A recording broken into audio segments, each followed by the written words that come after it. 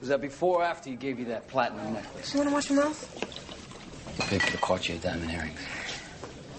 This silver dress you're wearing, paid in full by the addictions of other people. That's what I'm saying. You two fly down to San Juan, first class all the way. What do you think paid for Puerto Rico? You've never been to you listen to me. You've never been to PR in your life before Monty. You told him to quit. The hell you did, Natural. You knew the deal the minute you met him. Come on. You never had a real job in your whole life. You've been living off the fat of the land, and you never said a goddamn word. Who are you to get all righteous with me? Huh? Did you disown him? You're his best friend, and you never said a thing, but this is my fault? I'm the evil one. But I never took his money. Never once. Are you drunk? Tell me you've been drinking too much. You don't know what you're saying. You're fucking drunk. I'm Irish. I can't get drunk, all right? I know exactly what I'm saying. 7 years from now, I'll be at the prison gate and you'll be married to Marty, right or wrong.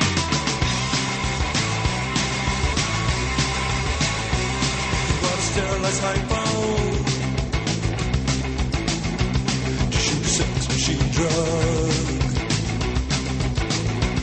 It got 24 hours. Shoot off all these between the legs.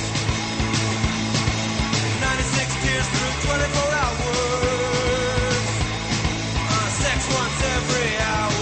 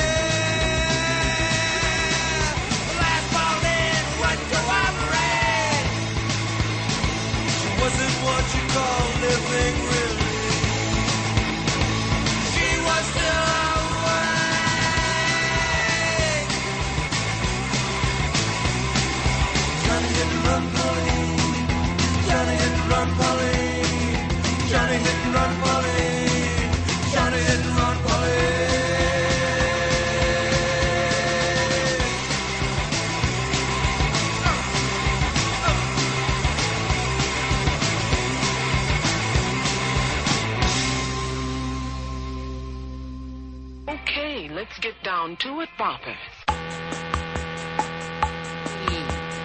Let's get down to it, boppers.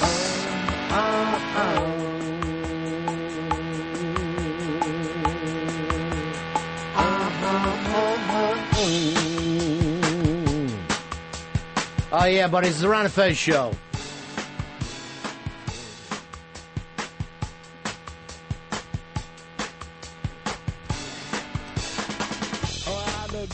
Gonna open up those phone lines. We are North Americans, and for those of you who still think we're from England, we're not. No. Looks like the whole shit house is on fire if you watch the news today. We're gonna be here for the final days of the Republic with you.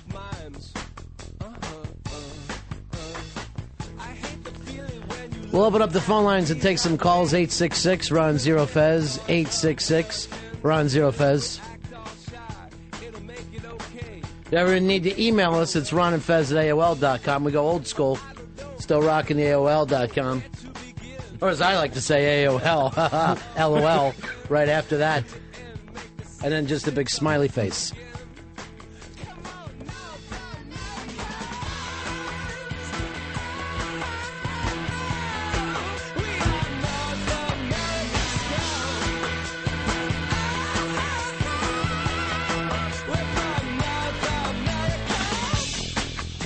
We'll open up the big-ass prize closet if we dig your Ichiban. Ichiban, of course, means... Number one. Number one. Captain, you're on the Ron and Fez show. I got Ichiban, buddies. What do you got for us, pal? Fezzy needs to put another lock on the door to protect all the money under his mattress because the economy's going down. The economy's over. That mattress is just filled with paper now, Fez. With forgotten presidents all over it. And it's an uncomfortable sleep. I was stupid enough to put my money in Palin Mania. I love the fact we're now in the insurance business. We just bought in a big 80% stake.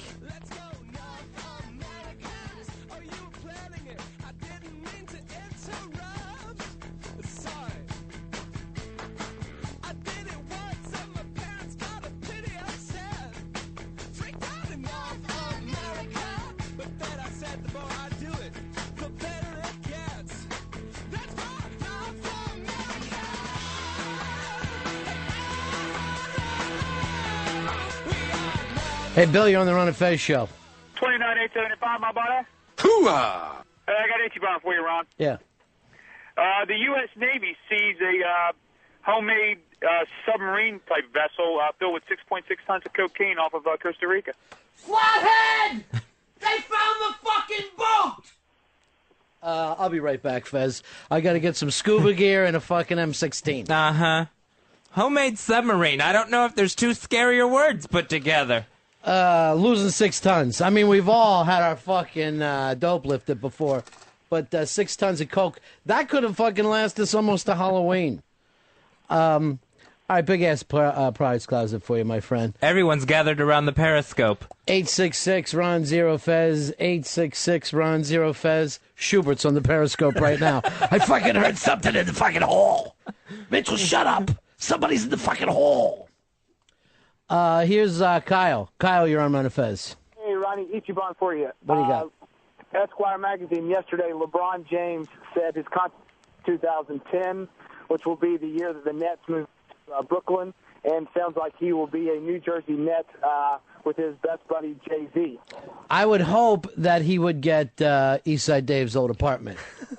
Just as you're leaving Brooklyn, going to Jersey, the Nets are leaving Jersey and going to Brooklyn. That's just the worst luck of all time. That walk-up would be good exercise for him. Lifelong Nets fan. Now, will you stay a Nets fan if they go to Brooklyn? Yes, I will. You don't feel like that's a slap in the face to the Garden State? No, because the Meadowlands is a really... Flathead, get in here! They found the fucking boat! Sorry. Really shitty. An associate of mine. He won't be able to sleep tonight, but nothing to do with this bust. Just his own fucking problems. Earl, you might have to flip over and become a Nets fan. Never. I will never do it. I'm a Knicks fan till I die. Next week. You're like a Knicks fan like Billy Crystal. What's that mean? He flip-flops, goes wherever the wind blows. Why do you put up with him there in New York with the baseball? Danny, you're on the Ron and Fez show. 19275 with the Ichiban buddies. Yeah, buddy. Hooah! The Phillies take over the National League East lead over the New York Metropolitans. Well, bad news for Casey and her grandmother sitting there all by themselves with no game going on. Get rid of those tickets! Quick! It's that time of year, isn't it, Danny? It certainly is. It certainly is. It's that time of the year when the Mets drop through the fucking floor. We were just waiting on it. We knew it was going to happen. Big-ass prize closet for you, my friend. Thanks, buddy. Peace, buddy. Well, they don't call it Red October for nothing. I don't even get that. Phillies wear red uniforms. They're the team I that's thought you meant the Cincinnati Red Legs. The Phils are going to be in the postseason. Mets will collapse again. Wes, you're on the Ron and Fez show. Ichiban, McCain, a.k.a. Grandpa Simpson, flipping in the polls. First of all, would everyone please listen to me and pay attention to zero polls? The polls don't mean dog dick. It doesn't matter. They change from day to day. We will all know November 2nd. That's true. And stop calling him Grandpa Simpson. I have some inside news for you. Oh, you saying a spy report? It's a spy report. Spy report. Spy report. I know a person who works very high up in NBC News. Okay, is it Brokaw?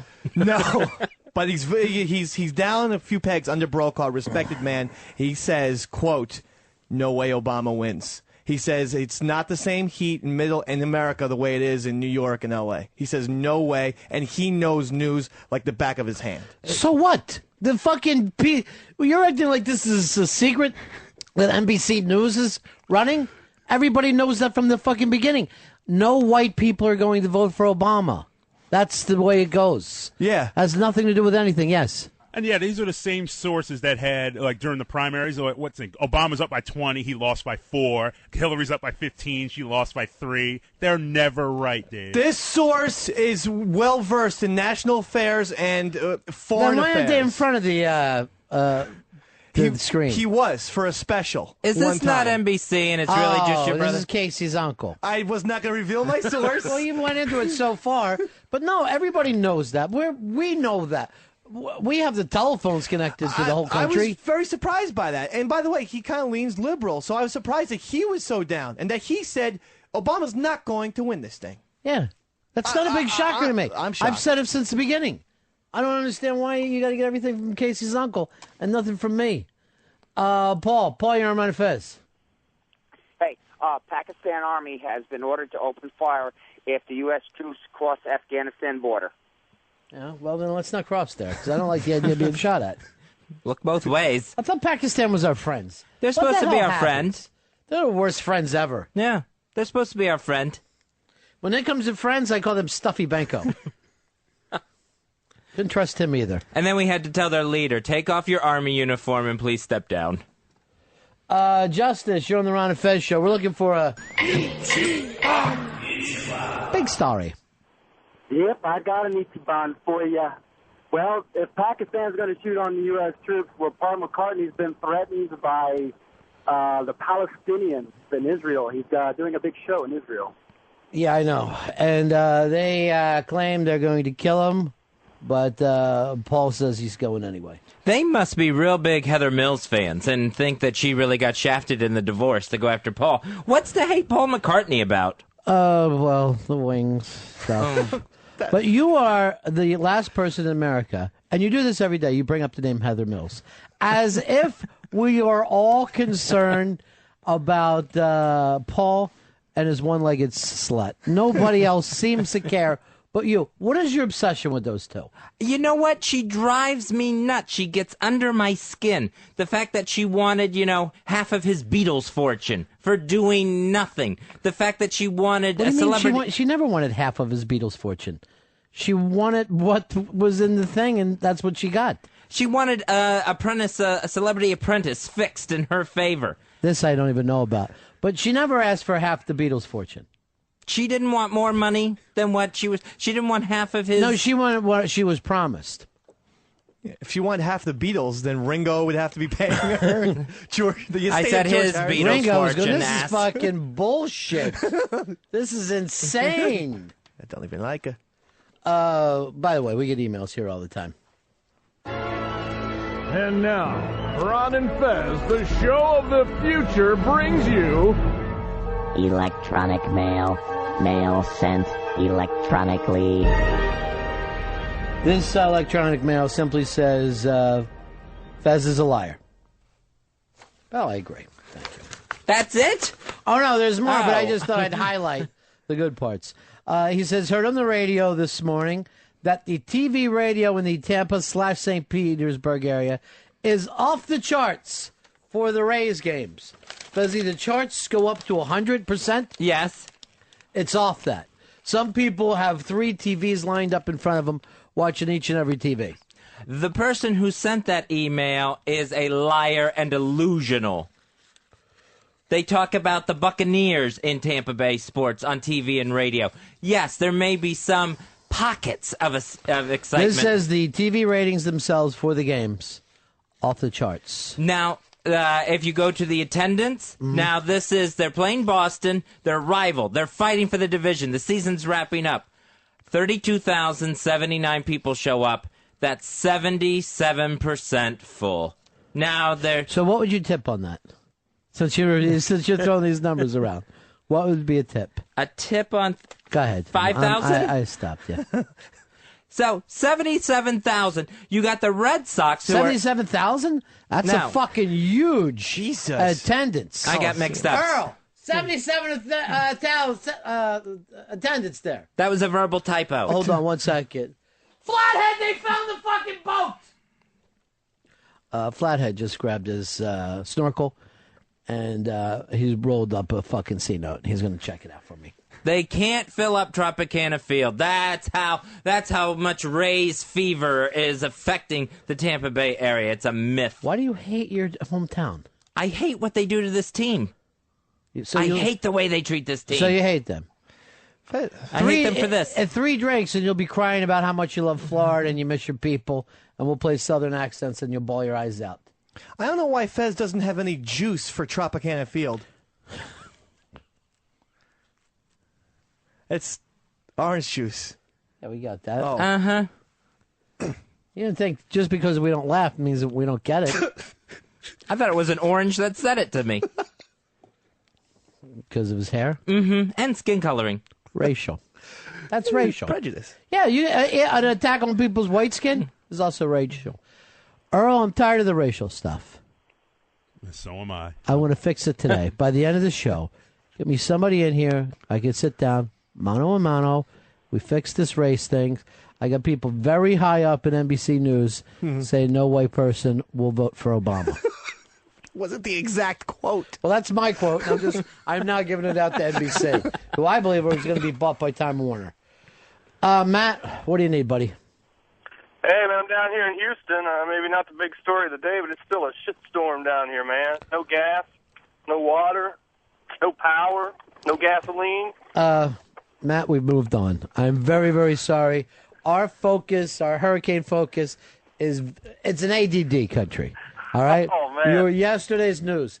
Sit down there in the heat, without any water, without anything, and think to yourself, well, at least I'm not in New Orleans. Yeah. All right, well, thanks. Okay, take care.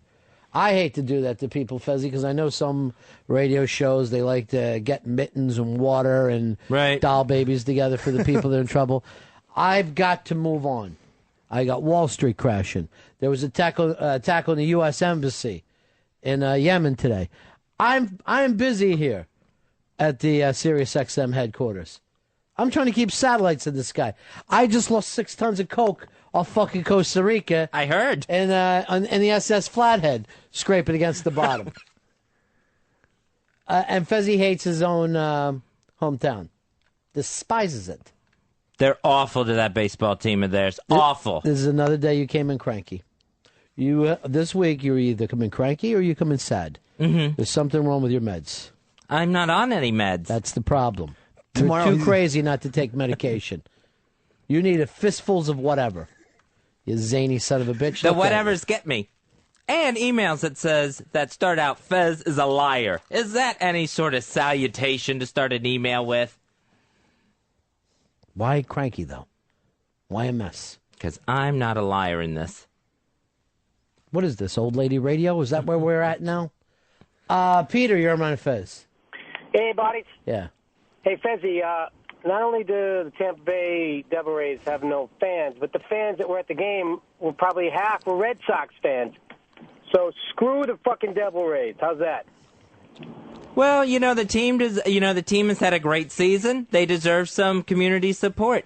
If Boston ends up, not winning this division, Boston fans are going to be devastated. Tampa Bay fans will go about their business like nothing ever like the season never happened. How about a bet, Fez? I'll take the Red Sox. You take the shit Rays to win the division. I already have enough bets out there. I don't bet with the listeners. Why not? Come on. Because I don't know who this person is. My name's Peter. That's Peter, Fez. Petey. Peter? Yeah. If that is his real name. It is, Fez. Who would make up the name Peter? All right, so you're not going to do it with him. No. Why cranky? What is with you today?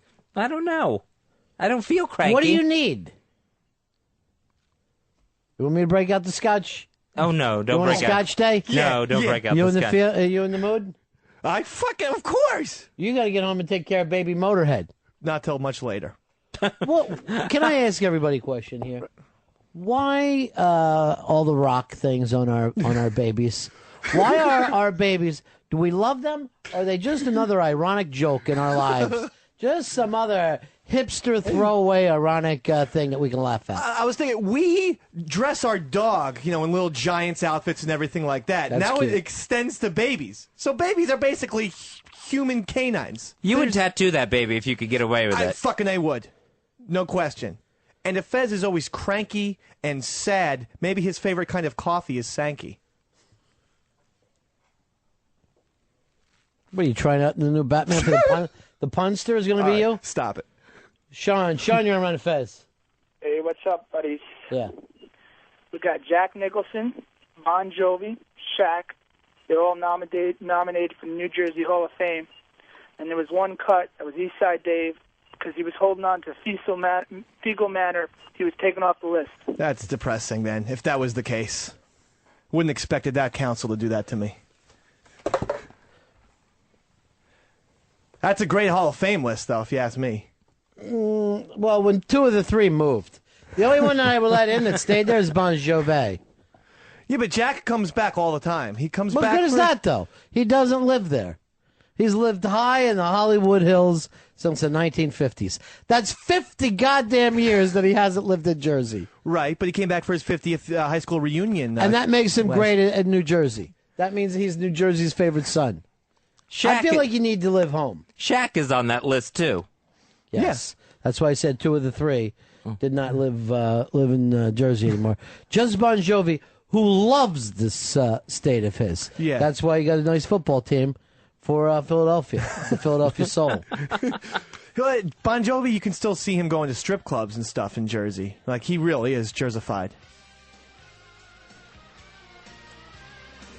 Thanks. Here's Bill. Bill, you're on Ron and Fez. Bill. Yeah, what? Yeah, what do you got for us, buddy? Got Ichiban for you. What do you got?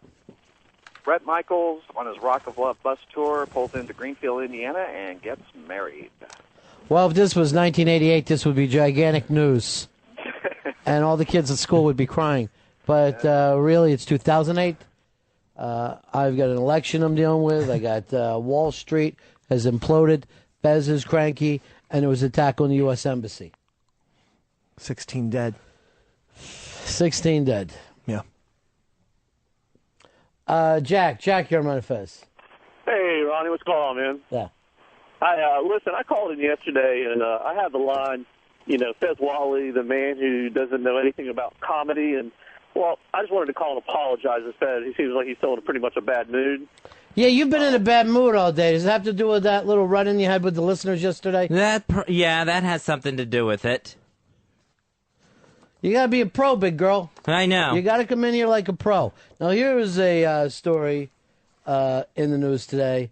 David Duchovny, Why Won't You Love Me, the big TV and movie star, he was doing, had an ad campaign going with Johnson & Murphy.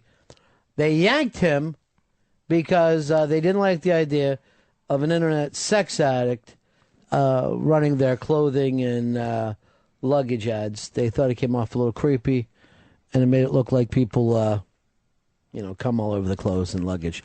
Now, here's a guy, he obviously has a problem. He has said he has a problem. Is it wrong to yank him? It's wrong to yank him because luggage has nothing to do with sex. Right, that's what the luggage people are saying. They don't want people to look at their luggage and think, oh, that's the internet sex pervert. What are you thinking on this, Davey Mack? If it's your company, you have to have a good image. So you can't have people who are shady. And even though internet porn is legal, you don't want to think of David Duchovny jerking off and stuff every time. Do you think people are going to think it has to do with the suitcases? Like, they're the suitcases people jack into? I guarantee you people won't be able to concentrate on the handbags or the suitcases because they'll be thinking of him jerking off to Why porn. don't they concentrate on the handbags and the Glad rags that their poor old granddad had to sweat so they could buy? How come that never comes up? It's just not going to happen. I mean, it's your company. I'm not going to have someone in my company destroy its name. Brian, you're on Fez. DLB 190, my body. Hi, buddy. I think America's all had a bad week. I think it's necessary for Scotch Day. You want to do is to have a little glass of Scotch, Fez? Maybe one. Take Just- the edge off. Just to... Because you came in cranky. Just to chill out. Why so cranky? Why so gay? Isn't that the big song that the kids love? No, the original song is Why So Cheap, Why So Gay. Yeah. All right, Earl. You seem to know a lot about the ad business. You've been working on Madison Avenue now for the last 35 years. You're a madman. If you were this company, would you yank this sex pervert off the ads? Absolutely not. Under no, I mean, Leave him out there. Leave him out there because you know what? And what happens in his personal life, which he's completely acknowledged, he's getting help for, and one doesn't have anything to do with the other, really. Yeah, it does. When you are hired to speak for a company, you're supposed to be a role model. You're supposed to be. He's not an actor. It's not like he got thrown off his TV series. He got thrown off of representing their product, and they're saying we don't want people with mental disabilities running our products. People will, their company, it will be a joke. People will not look at their suitcases and call them suitcases. They'll look at them and say they're Duchovny jizz boxes, if anything, because that's what they don't want. They don't want that. Yeah. You know, and what respectable American company would? Now, I don't know all the details, but apparently he got caught jacking off at the zoo. Which, what are you doing, looking at animals? All right, that's a little worse than online porn. Well, I made that up because I wanted to, you know. Here's Rocky. Rocky, you're on Ron and Fez. Hey, what's up, Ron? What's up, Fez? Cheer up, pal. Dave, did you just say that you wouldn't want anyone making your company look bad? Correct. But aren't you the same guy who eats his own shit on air, throws it at other employees, and drinks his own piss? Well, first of all, his company is McDonald's shit mitts. So it is a mitt that you can put over your hand to protect yourself from your own dung. I hope it's 2-ply. I'm the CEO of McDonald's shit mitts. I mean, obviously, I'm not endorsing a product, Rocky. Well, would you like to? Of course. And if I was the endorser of Double Mint gum, whatever it's fucking called, Bubble Mint now for more bubbles. If I was the sponsor of that, yes, I would stop everything. I would not fucking throw. So the only shit. reason why you throw shit is because you don't have a deal. That's the only reason. Precisely. You're the CEO, the chief excrement officer. Here's Colin. These are the kind of jokes he was just doing a minute ago. You're copying off his hackness. You know you're funnier than him.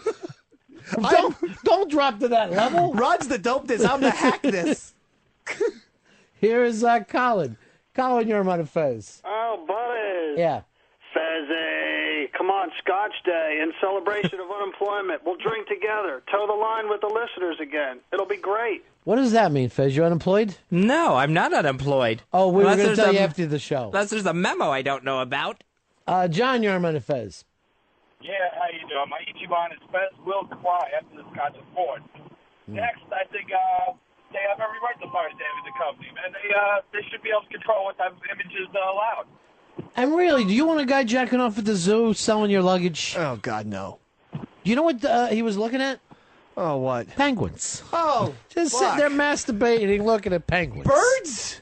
That's even disgustinger. What? Wait a minute, what is it? What? More Come on. disgustinger. It's disgustinger. Ladies and gentlemen of the jury, he's even more disgustinger than I thought. If it was the monkey cage, at least they're 99.9%, similar to us, DNA-wise. All right, Earl. Here's the problem, though. Here's the problem.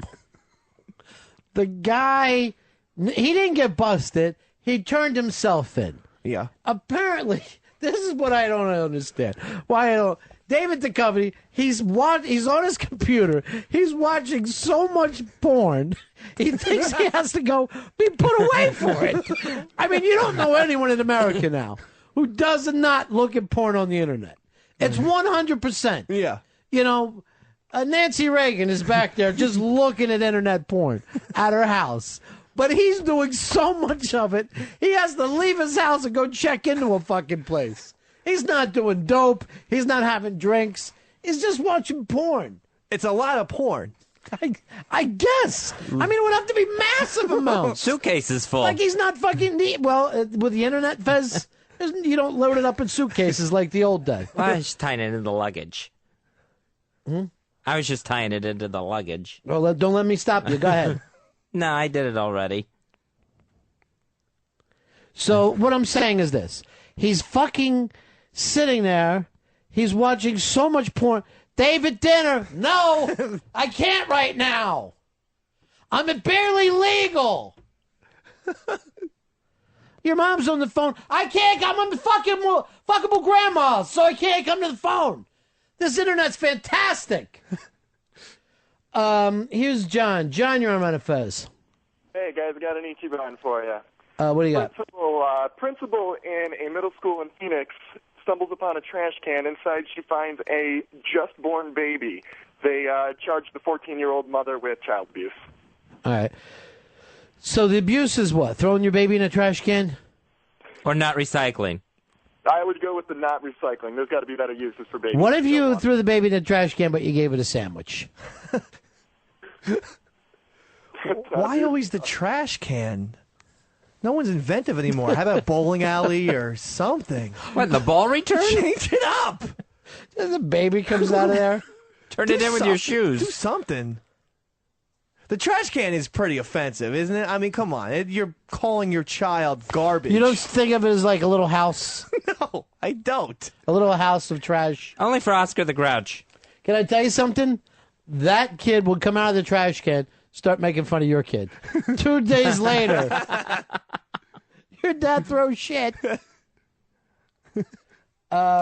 Here's Kevin. Kevin, you're on Fez. Hey, buddies. Yeah. Hey, they're going to fire David Duchovny one way or the other because it gets the company more publicity. They can find any other actor that they can hire. He's no specialist to What do you mean he's no specialist? talk about their. Well, I mean, anybody can talk about their. Well, tell me one actor that's a specialist. What about this? What's the name of this company here? It's Johnson and Murphy. Mm-hmm. What if we give them this ad campaign? David Duchovny says Johnson and Murphy is dick stroking fun. It's just dick stroking fun. You'll be glad you came and bought this luggage. How about this? Johnson and Murphy, hey, smell my thumb. You're just one bag away from great luggage. Your jizz, Like one just, bag. yeah. Your jizz, one bag away from great luggage. Here's Brad. Brad, you're on Ron and Fez. Hey, Big Out 4027, buddy. Yeah, buddy. I just said numbers, so I got to be honest. But I just think this David Duchovny thing is all a promo for Californication anyway. Well, it needs something, because right now I refuse to watch that show. Oh. You know why? Why? He masturbates. I can't watch his show if I know that when the show is over, the man goes home and masturbates. Now, Earl, you're in the porn business, you and Bree, right? Your tape was on O&A the other day when you jacked off all over, as you like to say, I ran a quick batch on a white woman. So you feel like David Duchovny. Yeah, I don't think one has to do with the other. I mean, he does do a show called Californication. He did a TV show called X-Files. Well, he did another show. He did a cable Triple X-Files. He did a show for Showtime before. It was softcore porn. They know who they were. What are you hiring. talking about? What show? He used to do Red Shoe Diaries. That was a show. He hosted the show. It was a softcore porn show. I didn't even know this story. No, I've never heard this. It was on Showtime. They knew who they were hiring. When? This was like late. This was like right before he got X-Files. But he did the show called Red Shoe Diaries. It was softcore porn. Maybe they'll go with Scully now. Can I tell you what I hate? Softcore porn. It's just so fucking frustrating. Those late night Cinemax movies. Yeah. It's bad acting and no sex. Yeah. It's the fucking worst of two worlds. Although that was the second time I ever jerked off when I was 12 years old at my friend's house, and he had Cinemax. We didn't. So in my sleeping bag, I was spanking it while he was in the sleeping bag next to me. Spanking it also. No, I don't think so. Do you remember which one? Well, you remember what the plot was? Yeah, it was just like a college fraternity, and then they it was invited really the best. sorority girls over. Sure, come on over, girls. Yeah. Oh, so good. Here's Tom. Tom, you're on Ron and Fez. Hey, don't you think it's just like a cover story? Like he's been banging another chick, and this is the way to save his marriage? All I can get is what I get out of the news, my friend. Now, we could all sit around and wonder about what it was. All I'm saying is the man needs to be selling fucking luggage like he was before. Because it's jizz one bag away from luggage. Here's Adam. Adam, you're on Ron and Fez. Hey, buddy. Yeah. There is no way that David Duchovny did this on his own. His wife had to have made him go to rehab. I don't think so. She's a wonderful woman. No way. I think it just dawned on him one day that he was watching so much porn, he better get help. I mean, isn't that crazy? So much porn, you need help because you're watching so much porn. What's the cutoff of so much porn? I mean, 4 hours? I say jacking off in a sleeping bag next to your buddy. I think at that point... I'm curious. Yeah. It's 12. But, I mean, Taya Leone, maybe, you know... What's her name? Taya Leone. That is her name. I'm pretty sure I'm not mispronouncing that. Maybe give it up to David once in a while. Oh, so it's her fault. It's her fault. She's not sexual enough for Mr. Porn Machine. She always has a scowl on her face. Look who's talking, old lady. It's a permanent scowl. I don't know how David Duchovny would know when she's upset with him or not. She always has a scowl. What does she always have? Scowl. Uh-huh. Here's RC. You're on Ron and Fez. Hey, Ron, I agree with one of those other callers. They should be happy for this publicity and just go ahead and get Charles Manson or something to replace him. Sean, you're on the Ron and Fez show. Hi, my name's David Duchovny, and the only bag I like to touch more than my own is a Johnson & Murphy bag. Seriously, he can't be sitting there jacking off doing a fucking commercial. That's going to throw people off at home. It's not even allowed on broadcast television to jerk off and have your penis out. You can't do that, so there's no reason. Who's ever tested it? Oh, that's right, Bob Hope. He used to jack off. On HBO, that show "Tell Me You Love Me," there was a jerk-off scene in it, and it's the girl's stroking him and everything. And that's not broadcast television, Scruff. Jesus. I was just who's ever tested it. That's sort of. It's not broadcast television, Scruff. What's It's going not on? broadcast television. Can I ask Okay, you I'll get something? back What's by- going on between you two? Why is there constant fighting He's between you and pissing me off Scruffy? today. What has got you so angry? Fez, now it's catching. Well, The I didn't mean for crankiness that. Is catching. I'm going to stop it right now. Yeah. No more cranky. It's just about time we stopped everyone from yelling at each other. It's our good friend Cigars and Scotch. Hey, CNS. Hey, good afternoon. Yeah, the new slogan is finally a bag I'd rather pack than whack. Oh, not bad. Johnson and Murphy. Which really, to me, sounds like some old comedy team on the Chitlin circuit. It's Johnson and Murphy for the next 3 nights. Johnson and Murphy. Murphy, put that down, please. Our suitcases are balls of fun at Johnston and Murphy. Why? Balls of fun. A ball of fun? But why would it be? Plural. A suitcase isn't a ball. Well, no, but a ball of fun, anything can be a ball of fun. Name me another thing that's a ball of fun. No, I mean, like, if I'm sitting here, I'm having a ball of fun right now on the Ron Fez show. Really? Because the That's rest of us are suffering. Looking at you die like this. You know what? It reminds me of when we pulled my grandmother's plug, and we all just sat around watching her slowly go and suffer. That's what it's like when you start riffing. Right. Oh, right? Right. Here's Dave. Dave, you're on Ron and Fez. I think as long as they're still paying them and honoring the contract, then they got the right to do whatever they want. Hey, thanks, Mr. Serious. 866 Run Zero Fez. You know, you guys are joking around about this. But I sure hope that they're there for the end of that contract. This is Fox Mulder we're talking about. How dare you? Wait a minute. It's Fox Mulder? It's not Fox M. Mulder? Fox Mulder was his name on X-Files. See, I never watched the show. Yeah. I always thought one was Fox, the other was Mulder. No, his full name. Talk about a hack television name. Fox Mulder. Her name was Dana Scully. And they were on Fox? Yeah. They were on Fox. Yep. That's be somebody like your name being NBC Seinfeld. It was ridiculous. Here's some more news for you today. Tobey Maguire getting $50 million for 2 more Spider-Mans. You know, you didn't need to spend this kind of money, Sony. You did. I think anyone can play Spider-Man. It's not like you need Harrison Ford to be Indiana Jones. Anybody could have been Spider-Man. Whoa. You're not falling for that? No. Especially not the Harrison Ford bit. And Tobey Maguire, 3 movies in, And these are gigantic movies. Yeah, I think one of the reasons why people hated the Batmans is because there was a different Batman every time out. Absolutely. I think James Bond's lost a lot of steam because, I mean... it's been around for 40 years. You still want Sean Connery doing it? Well, Roger Moore, I mean, could have at least had 5 more years. But anyway, Tobey Maguire, I mean, people see these movies in droves. And there's no other young actor like that who can pull it I got off. somebody jagging off Dave Duchovny. Just jagging his way in. Way too large. Coming in with his new cum luggage. Toby's getting old. A little too old to be the web slinger. Did you see the last one? Yeah, I saw the last one. It doesn't really, I'm not thinking that his age is the big problem there. I think got written with someone's knees. They just put a pencil between their knees and try to come up with a fucking show. I think people just show up to see Spider-Man. I don't think they show up to see Tobey Maguire as Spider-Man. What about the Clooney Batman? I mean, that was a failure. You're always blaming Clooney. Yeah, because, well, I mean... All right, let's let Clooney be Spider-Man. Would you be happy with that? No, I wouldn't be happy with that. I thought anybody could be Spider-Man. I thought any human being in the world could be Spider-Man. No, I don't want Oscar-winner George Clooney. Would you go for Earl with Spider-Man? No, I wouldn't.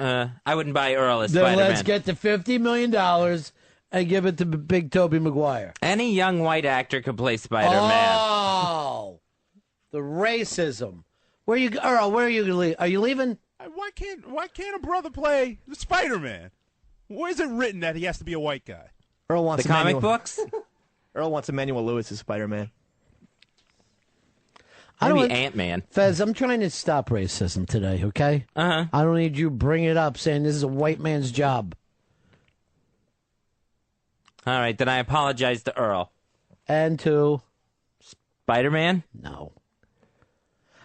Jeff, you're on Ron and Fez. Hey, in between wax, carry our packs. Johnson and Murphy. Scott, you're on Ron and Fez.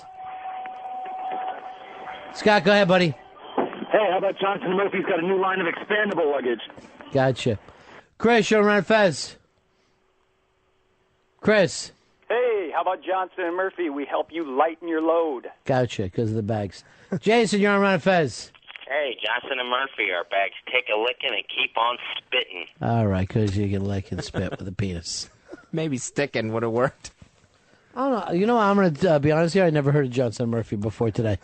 Before they fired the guy, I never heard of it. Well, I've never seen these David Duchovny commercials where he's just sitting there, taking his computer out of a fine leather bag. I still like doing the same thing and just using a shopping bag. I call it Hindu tourist store. I just throw my clothes in a shopping bag and I'm off to Wildwood. There's already a company called Johnson & Johnson. Why this is different. This is Johnson and Eddie Murphy. The two of them together. It's 48 hours. Your bag will be safe for 48 hours. What are you saying? That there could only be one Johnson in the world? They come up with a fucking fancier name then. They could have inverted it. Murphy and Johnson. There's already Johnson & Johnson. So if you're going to think of Johnson and someone... What are you going to do? You're going to fucking put your pajamas in a fucking... in baby powder and take it away for the weekend? No, you'll figure it out. Yeah, but the first thing you're talking companies, you're saying Johnson and... Your mind's going to go to Johnson, not Murphy. Maybe that's what they're hoping for. Hi, Mr. No Name. You're on the Ron and Fez show. Yes, I don't have your name. You're on the air. Well, no, you won't answer me because your name's Hello? not up there. Jimmy, you're on the Ron and Fez show. Hello, Ronnie. Yeah. Look like $1 million today, son. I feel like $1.380, my friend. I'm not going to lie I to you. got an itchy bomb for you. What do you got for me? In Orlando, late last night or early this morning, a couple tractor trailers met, and one of them was carrying 3 million nickels to the mint. There's 3 million nickels on I-95. They've got 95 closed down around Orlando now. Yeah, Tuttle will be out there. It's caught on fire and killed 2 guards in the truck, and just a mess down there. And they've got the Treasury and everybody down there. There's nickels in the fields all over the highway. There's 3 million of them. With this economy, the government needs every one of those. Yeah, Now, let me ask you, do you have any change in your pocket? Because I will not take it. Yes, I have change in my pocket Let right me now. see what you have. I've got... Here's what I do. Let's suppose I'm at a store. I give you money and you have to give me the change, right? And I'll be like, okay, thank you very much. All right, here's your change. What? Here's your change. There you go. That's where I take your fucking stinking change. I don't want to weigh myself down with a bunch of goddamn fucking coins in my pocket. A, it's useless. B, it's fucking stupid. Well, you can it's too hard. We need to make softer coins. Why not take them home and put them in the Coinstar? I believe in one thing. Folding money. Folding money, my friend. I wouldn't even give a quarter to a homeless person. It's like a fucking insult. Here's Donovan. Donovan, you're on Ron and Fez. Hey, buddy. Hey, I think David Duchovny needs to be Spider-Man. He already knows how to fling white gooey stuff all over the place. Good one. Like, no one else has ever masturbated. David Duchovny is the only person. He's the only masturbator in the United States of America. I mean, that's not his crime. Yeah. His crime is trying to be a spokesperson afterwards. You know what I say? I say, honey, I'm going to be in the shower for a while. I'm going to run a quick Duchovny. I just feel bad for him because now he's going to be like a Paul Rubens. I don't think ever came back from his little masturbation thing. I can't feel sorry for a guy who lets masturbation get in the way the rest of his life. Yeah, but it's not up to them. It's American public turned on Paul Rubens after he got caught spanking it in a theater. In a theater? You can't wait till you get home before you jack off? You got to fucking sit there at the AMC? It's a porn theater. What else are you supposed to do over there? It's the only reason to go. You've jacked off Yes. in front of a bunch of other guys in the Only theater. one time, but I just wanted to do the experience. So I went to Times Square in like 2000. 2000? They were playing Disney movies down there then. You can still find porn theaters, more on 9th and 10th Avenues. Then let's stop calling that fucking Times Square. 10th Avenue, you're almost in Jersey. And I jerked off. I wore a huge New York Football Giants like starter's coat and spanked it right there in the theater. Mm-hmm.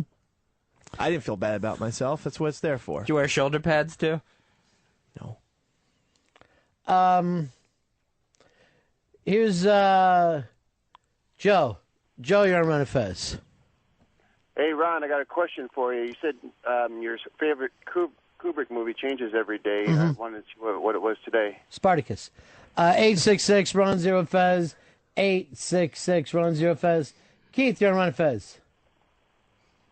Keith. Yeah, Johnson and Murphy. These boots are made for whacking. Mo, you're on Ron and Fez. Johnson and Murphy when Johnson needs Murphy. Phineas, you're on Ron and Fez. Yeah, Johnson and Murphy. You're not going to believe the load our bag will take. Robert, you're on Ron and Fez. Eat some candy, would you? You're almost as skinny as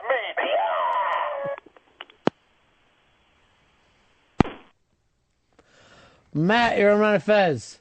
Yeah, hey, Earl, come on. I could never see a black Spider-Man, but I could definitely see a black Robin. There was a Black Robin in the comic books, right? I don't remember a Black Robin. I thought there was. I don't think there's ever a black Robin. There was a female Robin, but never a black Robin. Oh. Sorry to hear that, Earl. Yeah, why do black guys always go short end of the superhero tales? There's never really been tons of really great superheroes, not long-lasting ones. Guess what? None of them are real anyway. Anyone who fucking dresses up like a superhero is a fucking faggot to begin with. So there's never been a straight superhero. Know that. I believe there have been. Nor has a straight person ever read a comic book. I don't know why they always have to wear tight clothing in What do you want? superhero. A guy with baggy pants fucking saving somebody? Baggy man. Something. It's so that you can see their balls. Tighter. I want people to see my Super Bowls. What's your point about all this? It's just if it's supposed to be for guys and teenage boys, and yet they're Exactly. always Thank you. Are you starting to understand Perfect. this?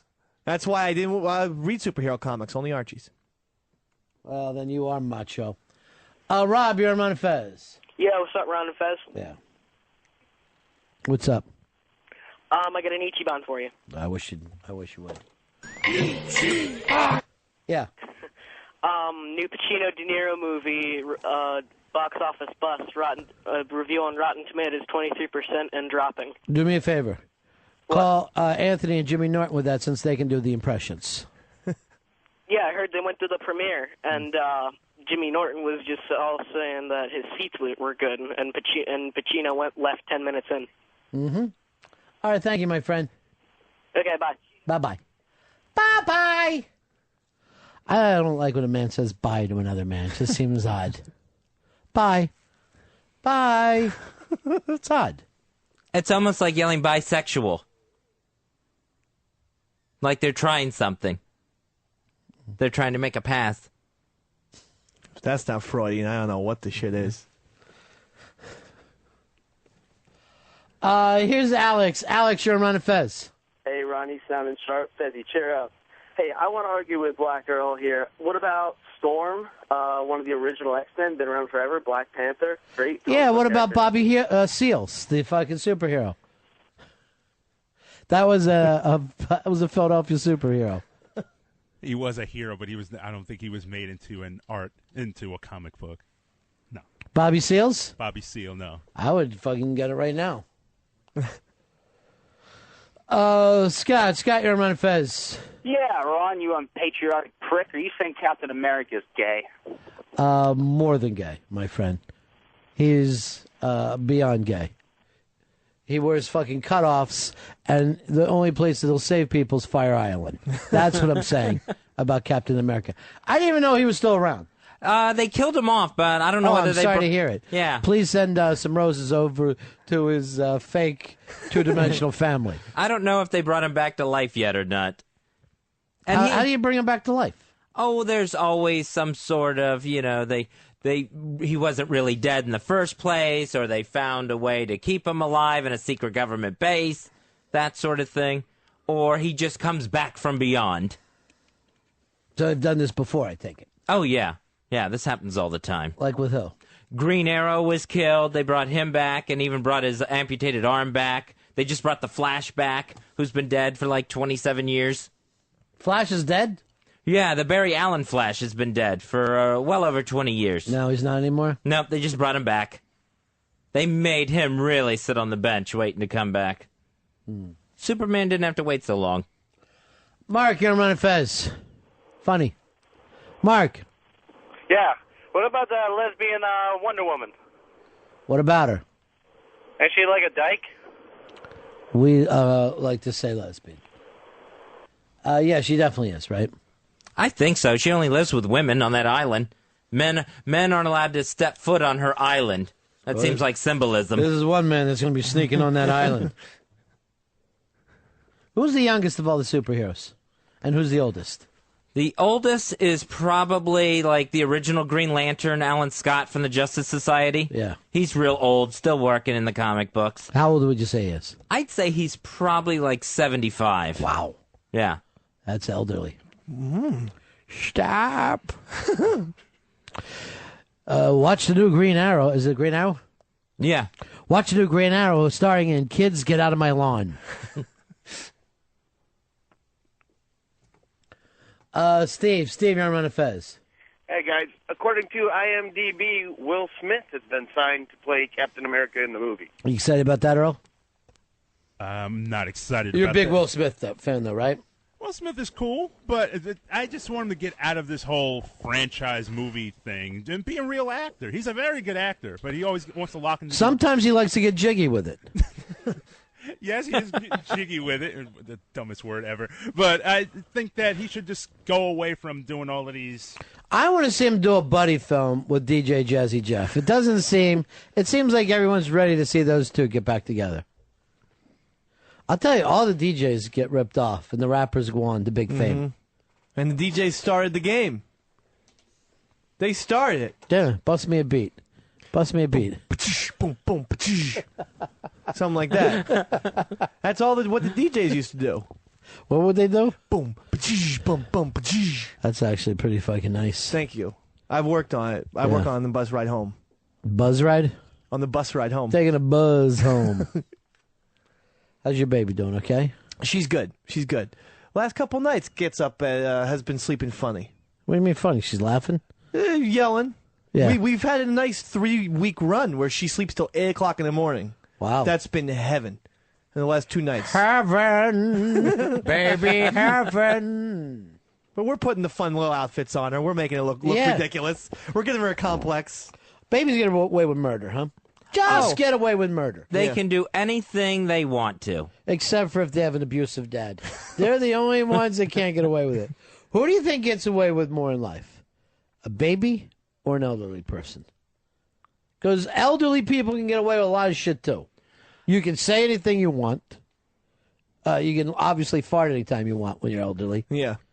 You don't have to work. You fucking sit and watch bad TV. I never met an elderly person who ever thought to myself, man, they watch some great TV shows. They just watch the worst possible shit. Quiz shows that they never understand. And you ever notice those old people will bitch about the show that's on? Oh, I don't know. He's an idiot, this guy. Why do you have him on every day at 6:30? And they might even call you up if it's your grandmother and say, can you solve this bumper stumpers riddle for me? I'm like, I know. I can't. Yeah, you got your elderly grandmother, right? She calls me. I'll call us every day. Asks us what channel's the Yankee game on. It's on 2 channels. Yes Network or Channel 9. That's it. And every day, what channel's the Yankee game on? Oh my God, Grandma! If it's not on one, it's on the other. So I'll tell you another thing great about being elderly. You really don't have to dress up, not even for a wedding. My great grandmother would always do this. This is okay, right, to wear? It's a fucking house coat. And everybody would act like, yeah, just wear it. It's basically a robe with buttons. This is all right, isn't it? To wear? Yeah. Sure, why not?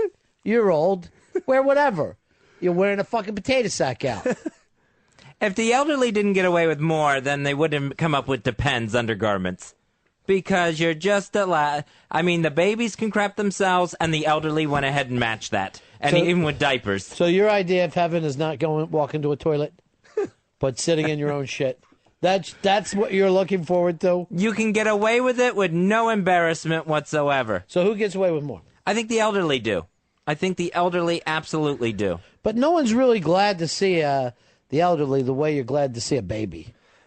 You know, everyone, if you bring a baby into a party, everybody's like going crazy. If you bring the elderly to a party, everyone's like, Jesus Christ. Brought an old lady here with them. And I think a baby or a little small young child can get away with more, because if a kid goes to a candy store and maybe takes like a pack of Lifesavers, they're not going to bust his balls. But if my grandmother steals a pack of Lifesavers, yeah, she's going to get the cops called on her and driven back to my house. She'll be arrested. And I only know this because it happened at the beach 2 years ago. So I think kids get a lot. I think kids can even, say whatever they want. They can call people ugly and shit like that. An old person can't do that. Oh, I think the elderly get away with that. I agree with you. Yeah. The elderly can call people fat and whatever they want to do. Yeah, an elderly person will actually go into racism that a baby won't do. Babies in my family will. All right, Earl. Who gets away with more? Without question, babies. They get away with... babies get away with more. Yeah, they break Boy, something... they line up against you, don't they, Fez? Any chance they get. Nobody wants to be on Cranky's side today. No. Sad. I didn't know. They wonder why I'm cranky. Just differ with his opinion. Why don't you come up with something that everyone can agree with? I will say that... Let's see. Everybody does love a baby. No, not true. Not everybody. What about that kid that threw one in the trash? Oh, that's right. I was just trying to do that. I was just trying to do that. Doesn't love her own baby. Don't even mean that. Yeah. 9/11 was bad. I mean, I think if you were to say that, we'd all agree with that.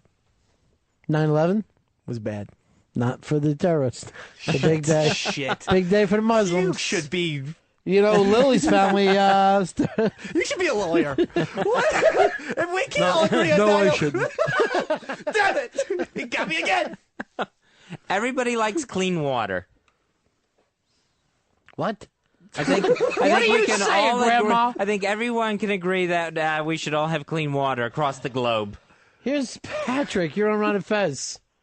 Hey, going back to who gets away with more? Yeah, thank you for sticking to the bet. My great-grandfather was at a doctor's office, and he was able to call a little black kid a little nigger baby.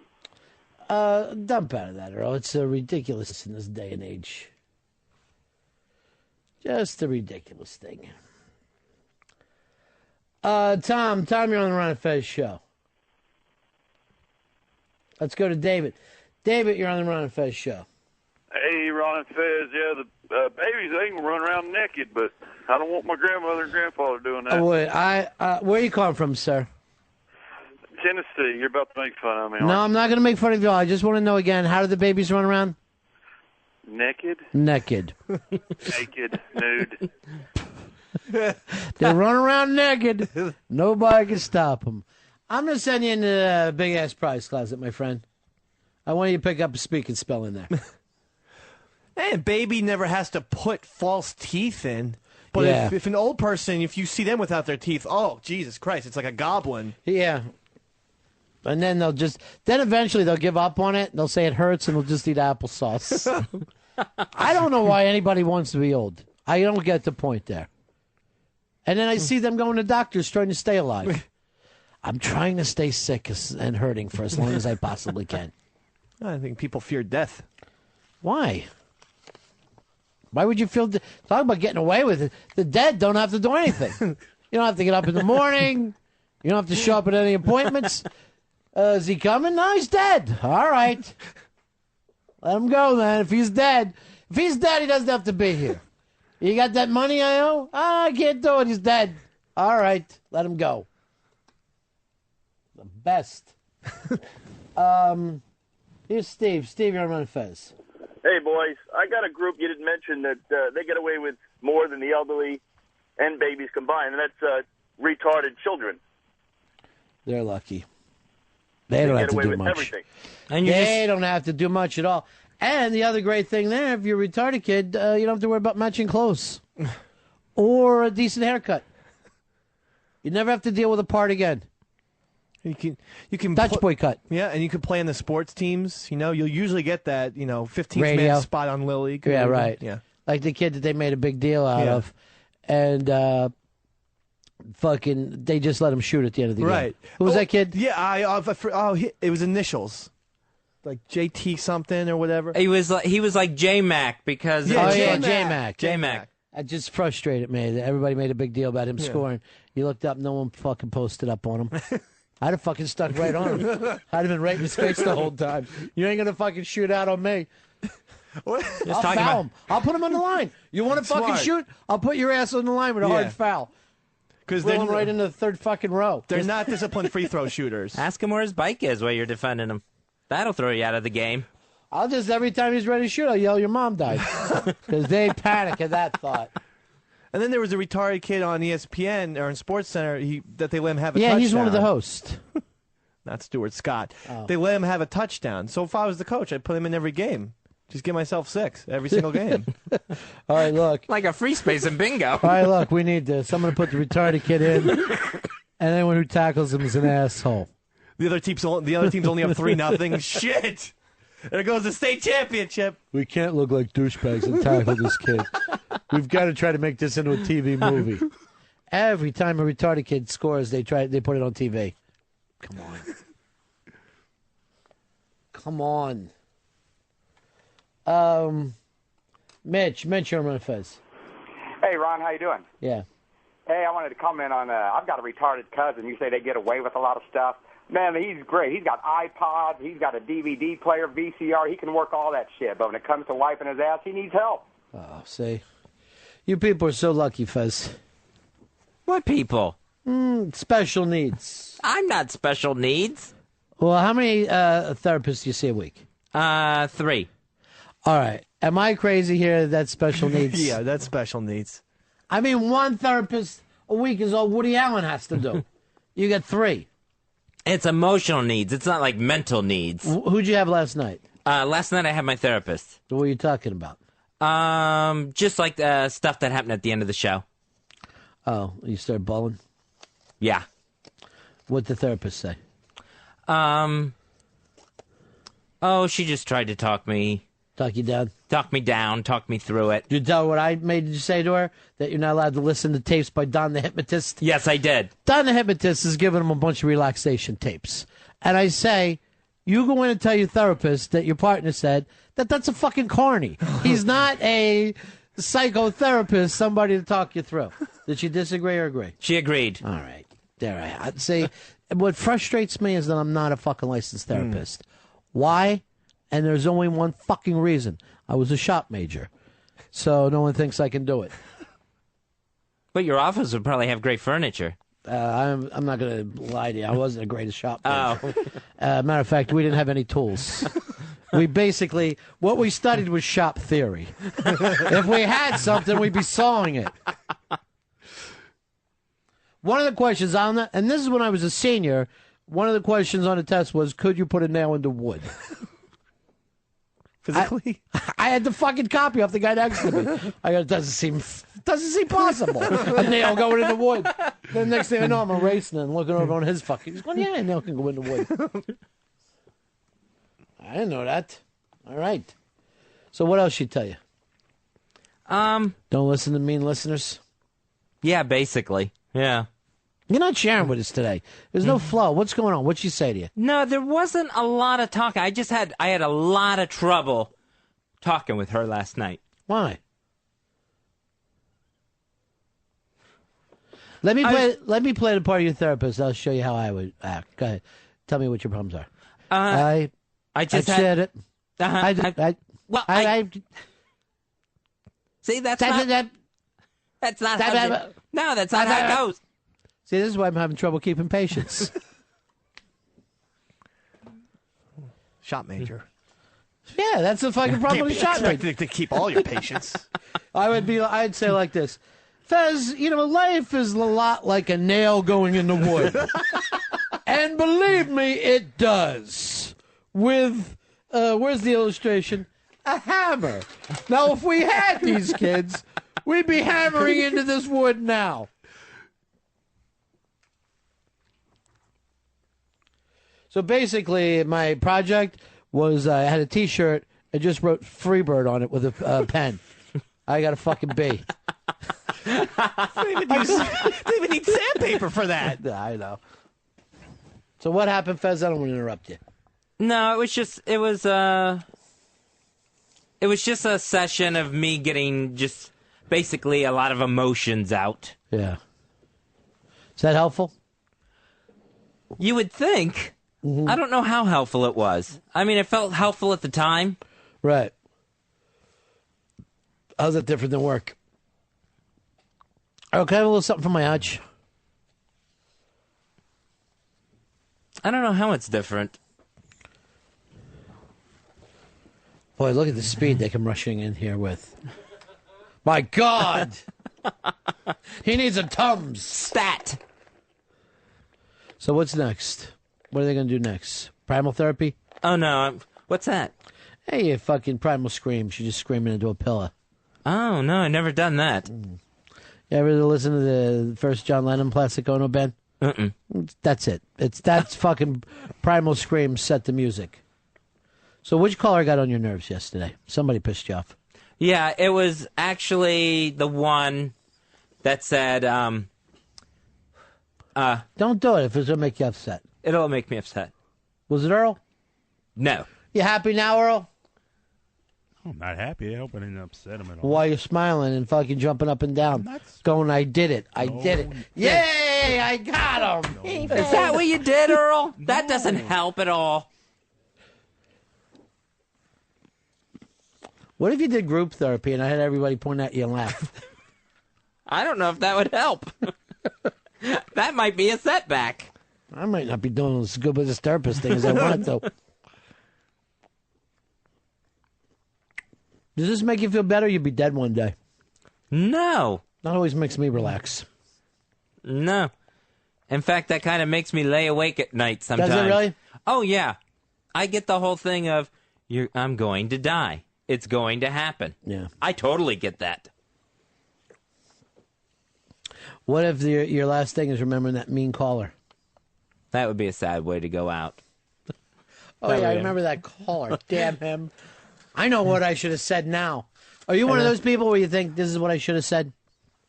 Yeah, not that I have any comeback for it even today, but still, I always wish I had handled the situation differently. Well, yeah.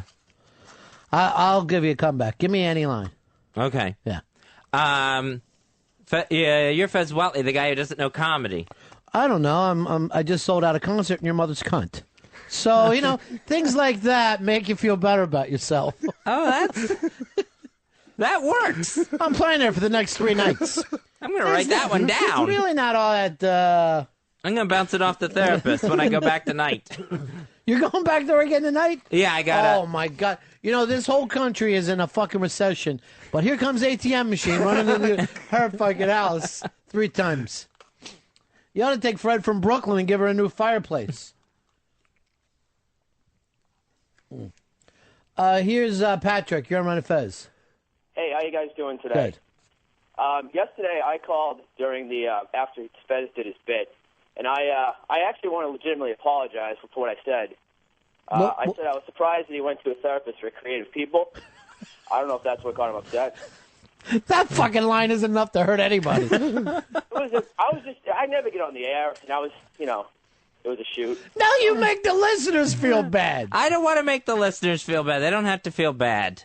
But, I love you, and I love Ron. I love everybody on the show. Oh, I don't want your love, you mean bastard. I'm following the cool kids. That's all I was doing. Yeah, well, I just sold out a concert in your mother's cunt. Oh. What? How could you even say that? I thought that's what we agreed on. You know his mother has a penis. Oh. How dare you? That's my faux pas then. I didn't think ahead. That was my problem. My fault. I bet this, though. I bet out of all the problems, that people that come in to your therapist with problems, yours are the least. I bet she really thinks back in the back of her head, okay, you were doing a comedy bit, somebody made a phone call. That's it? I was totally thinking that through the entire thing. Yeah. And saying, what is wrong with me? With what does bother me and what doesn't. I actually said that to her. Really? What is wrong with me? You have every right. She should have answered that question by now. What'd she come up with? She said there was nothing wrong with me. Then what? Then why are you at the therapist 3 times a week?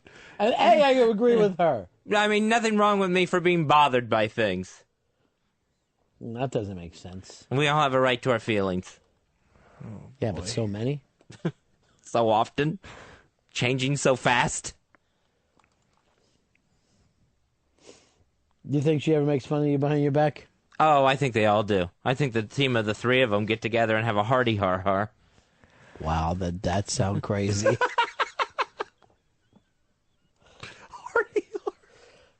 You ever tell him about Dave throwing shit?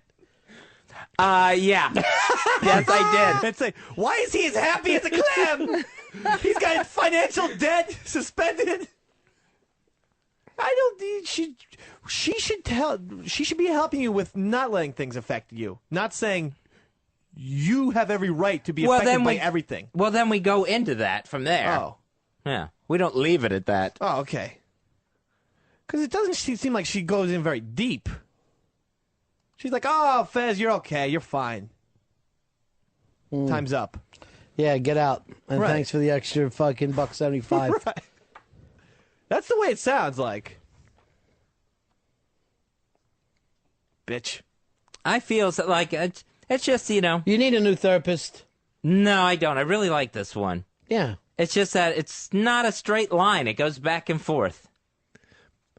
But I think he likes her because she's easy on him. Right. And I think that's the problem. That's why there doesn't seem to be any advancement. You've never had a guy therapist. You need a fucking guy.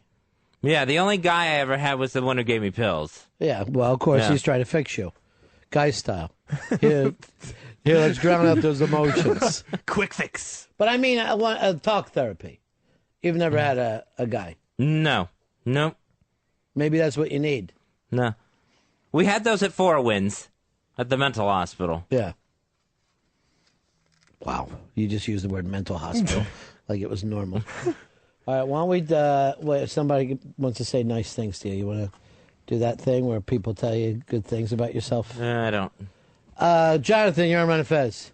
Hey, I just want to say, Fezzy, these guys giving you a hard time, man. I think you're absolutely funny. You know, you don't say you don't have your joke a minute, or so to speak, but when you do, man, you're the only one I laugh out loud. You're the only reason I listen to the show, man. Thanks for the great pick-me-up. Now, here's a guy who really likes you. Yeah. You're But it was great. kind of backhanded, don't you think? No, absolutely, honey. You said you had a joke every minute yesterday, I guess it was, you know? No, I didn't say know, that. That was your goal, was a joke a minute. True, obviously. And that was a good joke in itself. But, See? Can we just have you focus on a joke a month? Forget joke a minute right now and we go joke a month. I'll work on that. Seriously, could you give me 12 jokes next year? Can I get that out of you? Yes, you can. hey, I don't laugh as hard for you, Ronnie, or Dave, and I love you guys as I do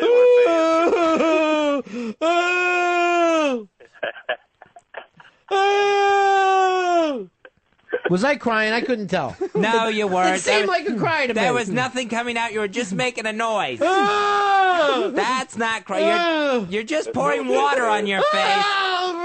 Those aren't tears. That's Poland Springs water. Are you hurt? I'm sensitive. I've cried before.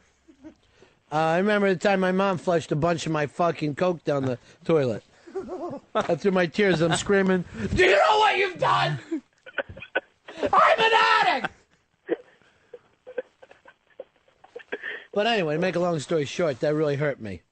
Or something. Is that what you do when you get hurt? You make noises, I know, when you cry. Yeah, I get emotional, and I start we all do. wheezing and stuff. Yeah, what do I do? Was I crying pretty good? No, you were just making a noise and then pouring water on like your that? face. Yes. You don't think that's crying? No, you were just going, ah. I mean, it's kind of sounds like crying. Yeah. Like a monster or something. All right, hold on. Oh, my feelings. All right. My feelings. Now you're just pouring water into a paper towel and wringing it out to make it look like tears. Oh, my feelings. It's not real tears. That's not really crying. I'm having a hard time with it then. Maybe I got to see a therapist. You know these feelings that you have, right? Mm-hmm. What's that feel like? That feelings? Not so good. Right now, I'm just all dead inside. I'm trying to go on from there. Here's Joe. Joe, you're on Ron and Fez. Yeah, Miss Drunk Fez. That's it? Jim, you're on Ron and Fez. Yeah, this is Jim from Michigan. I was at the show about a month ago, and I was feeling really bad because Lily was just an absolute bitch to me. Earl completely ignored me when I was sitting there. And while, Ron, you shook my hand and said hello, you were pretty surly that day, too. What made it a successful trip when I was feeling so bad was Fez came up to me afterwards, welcomed me, told me to come back. And, so I understand the sensitivity because I was feeling pretty bad that day, too. I have never fucking had such needy listeners as we have here. Shook your hand. That's not enough for them. Really? And Lily and Earl, first of all, you come in, right? You enjoy the show. But what do you want more than people to cheer you up? Well, I felt bad to begin with because you had an intern who came downstairs to get me, and he thought I was some rapper poet that you had on that day. And so he asked me if I was this rapper poet, I don't remember his name now, and walked me up to the show thinking I was this guest. And Dave was nice, too, but, it was just, I was expecting more, Ron. And Fez and Dave saved it for me. Unbelievable. Needs a homemade sign. Jim! Ron needs to make homemade signs for people. Fucking puss. What has happened to fucking men in this country? I need a hug. Buck the fuck up, Jim. Jesus Christ. I guess you don't want me to come back. Oh, I do want you to come back so I can kick the fuck out of you and throw you down the elevator shaft. Well, actually, I hope you know what I'd like to so do? Dave. I'd like to fucking ask your dad what he did with the rest of his sperm, because I don't think you fucking got enough of it. What has happened to men in this fucking country wanting to be fucking pampered? Oh, man. It's the same thing as why people give emails out, and then they give 5 more emails on top of that. You didn't respond to my email. Oh, that happens constantly. My feelings! My feelings! Jesus Christ! Take a little personal responsibility. Oh, my God. This fucking country has just become a big goddamn girl puddle that we can all just lay in together. Here's Todd. Todd, you're on Ron and Fez. Hello? Yeah. Hey, Fezzy, I know Ron's told you this before, but why do you even give a shit what anybody else thinks? I understand. It was just... Oh, Jim doesn't like me. Oh, Jim! Why did I pay more attention to Jim? It just got to me a little bit more yesterday than it usually does. The mass. You know what disappoints me is how many vaginas we can't have sex with. Man, vaginas all over the place. Robert, you're on the Ron and Fez show. Fezzy, in all seriousness, man, you got the funniest lines. I mean, that one time when you said yeah, that other time when you said right. All right, see, this is true. what gets it. I mean, I'm just laughing. This is what gets it started. Enjoy your sarcasm. Kevin, you're on Ron and Fez. Yeah, Fancy, I got the perfect comeback for that guy that said you didn't know how to do comedy. All you got to do is say, hey, I got a $500,000 annual contract, says I do. And then you can get naked. You can get naked. $500,000, huh? I'm just going to stick with the... That really starts to bother you, doesn't it? No, I'm just curious. $500,000? I'm proud. Proud of him. Scott, you're on Ron and Fez. Hey, guys. Hey, Fezzy, man, all you got to do once in a while is do like most men. Take your frustrations out and just take your emotions and tell them to... Nobody was looking at me on the bleachers. Tell them to fuck off. You just wanted some rapper poet to be nice to. Jim, you fucking pussy. Rapper poet? Did we have Jim Carroll on the show? I wish we did have Jim Carroll. What is he talking about? If we had Jim Carroll, I'd have been the happiest fucking guy who's ever lived. I'll work on that then. The people who died. All my friends, they died.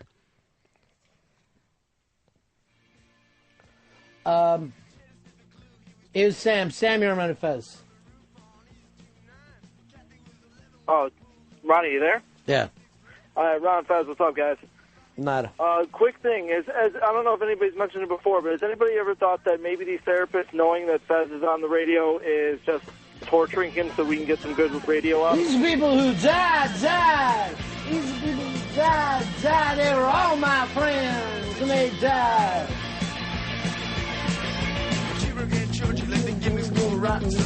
Hepatitis in Upper Manhattan. Slime Vietnam took a bullet in the head. Bobby OG'd on Drado on the night that he was wed.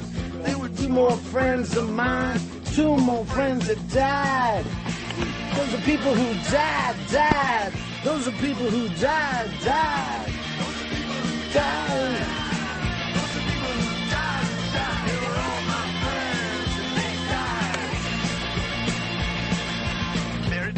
From a hotel room. Bobby hung himself from a cell in the tubes. Judy drove in front of a subway train. And he got slit in the jugular vein. And Eddie, I miss you more than all the others. And I salute you, brother. People who died. People who died. Those are people who died. Those are people who died. They were all my friends, and they died. So you're gonna book Jim Carroll now? I'm gonna send a reach. What's that mean? I forget how Earl terms it. Oh, and ask. How do you term it, Earl? I'll say, like, I'll make the call or I'll put the ask in. Put the ask in. I'll put the ask in. Rage was just some goof, but Jimmy sure gave Tony some bitchin' proof. And Herbie said, Tony, can you fly? But Tony couldn't fly. Tony died. Those are people who died. Those are people who died. Those are people who died. They're all my friends, and they died. Brian got busted on a narco rap. He beat the rap by riding on some bikers. I know it's dangerous, but sure beats Rikers.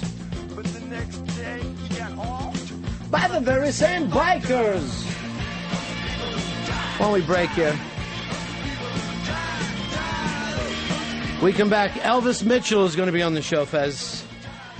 Elvis Mitchell, The Blacklist Volume 1 that is available now on HBO On Demand, and the book is available in stores now. You can go to HBO.com to find out more information. We'll take a break. We'll be right back with Elvis Mitchell. And then I'm going to run outside to the bleachers and hug and shake hands with each person and tell them how important they are to me and that I acknowledge that they live. Because I don't want another Jim, Fez. Dreads and a bottle of wine.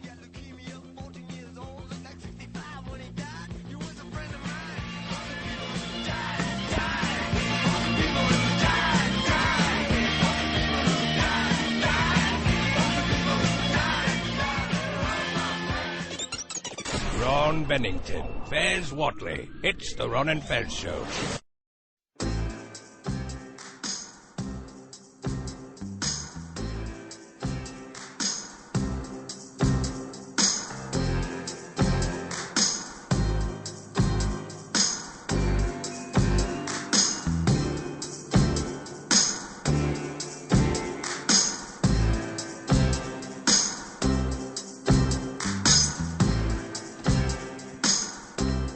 Elvis Mitchell in studio with us.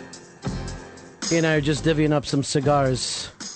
Nondescript cigars. Nondescript, but they're yes. Beautiful. They're beautiful. We're at the 12-mile limit, because if we're not, then we shouldn't say anything else. That's right. Well, you in particular. Hey. You're one of the few people who actually make the newspaper Isn't for that your sad? I think cigars. that's what you call a slow news day. Obama wasn't doing anything else. There's no other black people to report on. So Michael Strahan wasn't causing any trouble. Let's stay going through the black man Rolodex and then pull up my name. Yeah, we've all been pulled over and busted, but I don't know anyone else who's got it for a box of cigars. You're the only person. They had nothing else to do. But then that's over and done with. And again, thank you for this fine Dominican cigar you gave me. It is a Dominican. Wink, wink. Yes, indeed. Yeah. Mm-hmm. Moving right along. You've got the new documentary out on HBO, and now a companion book with it too, and it's The Blacklist. Tell us how you put this together, because you've got incredible amounts of people. We were just really lucky, man. I gotta say, my friend Timothy Greenfield Sanders, with whom I made the film, he's one of the best portrait photographers on the planet. He shot every president, anybody you can name. In fact, one of the reasons that this came together so quickly is that he's been shooting Toni Morrison since 1980. He's known her for that long.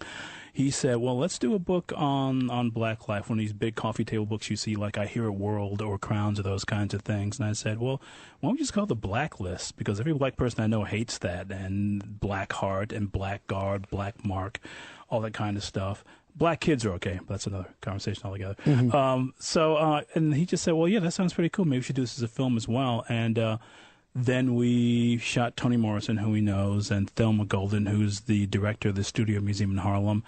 And next thing we know, we're like off to the races. We really filmed between August of last year and November, got into Sundance. And then each time we shoot the interviews, Timothy was shooting the portraits. So at the end of the process, we had this book that we talked about. After we got into Sundance, we shopped the book around. Atria weighed in and said they loved it. And next thing we know, it's September 17th, and the book is coming out. This is all like a blur to me. Sure. And now, being a movie reviewer for so long, you've been to Sundance so many times, but now there you are at Sundance with your own film. It's got to be a weird experience. It's so strange. I tell you, it's so strange being interviewed. I always feel like I'm waiting for the guests to show up. I'm the seat filler. Yeah. Okay, Elvin, Eric, whatever it is, you can move along now, and the guests will be here any second. But it's such an exciting project. And I have to say, HBO has been so great. They picked up at Sundance, and they've taken this film so many places. And we even played the film festival in Toronto earlier this year, a documentary festival. I'm just back from the Toronto Film Festival. That's why I said that. Where apparently it's legal to smoke cigars. Yeah. So I'll say no more about that. That's the one spot that you can get away in North America and smoke those cigars. There you can. Now, for you, I took it that you interviewed these people, but as you've done for years, but you did not have your voice as part of the documentary. No, I just kind of felt like there is a kind of documentary you see about black people. Mm-hmm. There are two, where there's somebody suffering, somebody just got out of jail, for a crime he didn't commit, or maybe he did, who knows, or somebody, or poor people, or there's just this sort of thing where you get the feeling that in documentaries, black people cannot get through a competently managed day without some kind of social welfare infrastructure, or there's the black documentary where you cut to the guy with a clipboard and a tweed jacket nodding his head as the questions are being asked. And I didn't want this to be either one of those films. I just thought that, first of all, my grandmother used to say, if you're a black person, you've gotten past the age of 10, you have a story to tell. So we get people who can tell these stories, and that being the case, you don't need me. You don't need an interviewer to tell you these people are important. And the way Timothy photographed the people, there's this amazing graphic vitality. Everybody looks spectacular. Right. I mean, everybody they look like really portraits. Great. Yeah, and it's like living portraiture in the film itself, which is the thing that I said it should be when we started to work on this. And so we don't need to cut to somebody because everybody looks so great. And then the thing that's really fascinating about this in retrospect is that each person is a great camera subject. You know, I mean, there's so much, they're just such dynamic people that they belong in front of a camera anyway. And to hear them talk and see that force of personality and that force of will has made them what they are just kind of adds to that. So why have me there to distract you? Plus, as you may have noticed, I have a face made for radio, which is why I'm here on XM with you today. Well, and you're going through this and asking everybody their perspective on what their story is, their life is like. And every story is different. We're not getting this is what it's like to be black in America. Well, that's the thing that, at some point, I probably understand what it's like to be black in America as much as anybody in the book. So that's not the question you have to ask. And the thing that really makes this distinctive, too, is that nobody was there to push anything, Nobody there was, unlike me, nobody's there to sell a documentary or a book or a point of view or an agenda. We just want to get these people to talk about themselves and to try to do that in ways that they didn't do before. And that was kind of incumbent on me a little bit. And sometimes they were kind of tough and terrifying, like Al Sharpton, who has probably been interviewed by every English-speaking person in North America. So what do you say to Al Sharpton? And that became the challenge. At the point when Al Sharpton says, and I've never said this publicly, we thought, well, we've got something here. Yeah, and you did because... I live in New York. I've seen Al Sharpton a million times, never heard the things that he said. And quite frankly, if somebody else would have said that besides Al Sharpton, he might have been mad about it. You know what I mean? Like, that's just like if a white guy would have said that about young black America, Al Sharpton probably would have stood up to him. You think so? Yeah, I think Al Sharpton there would be a shock to the way most white America sees him. That's the thing that I loved about what he had to say. Well, thank you, because here's the thing. People tend to forget that he is Reverend Al Sharpton.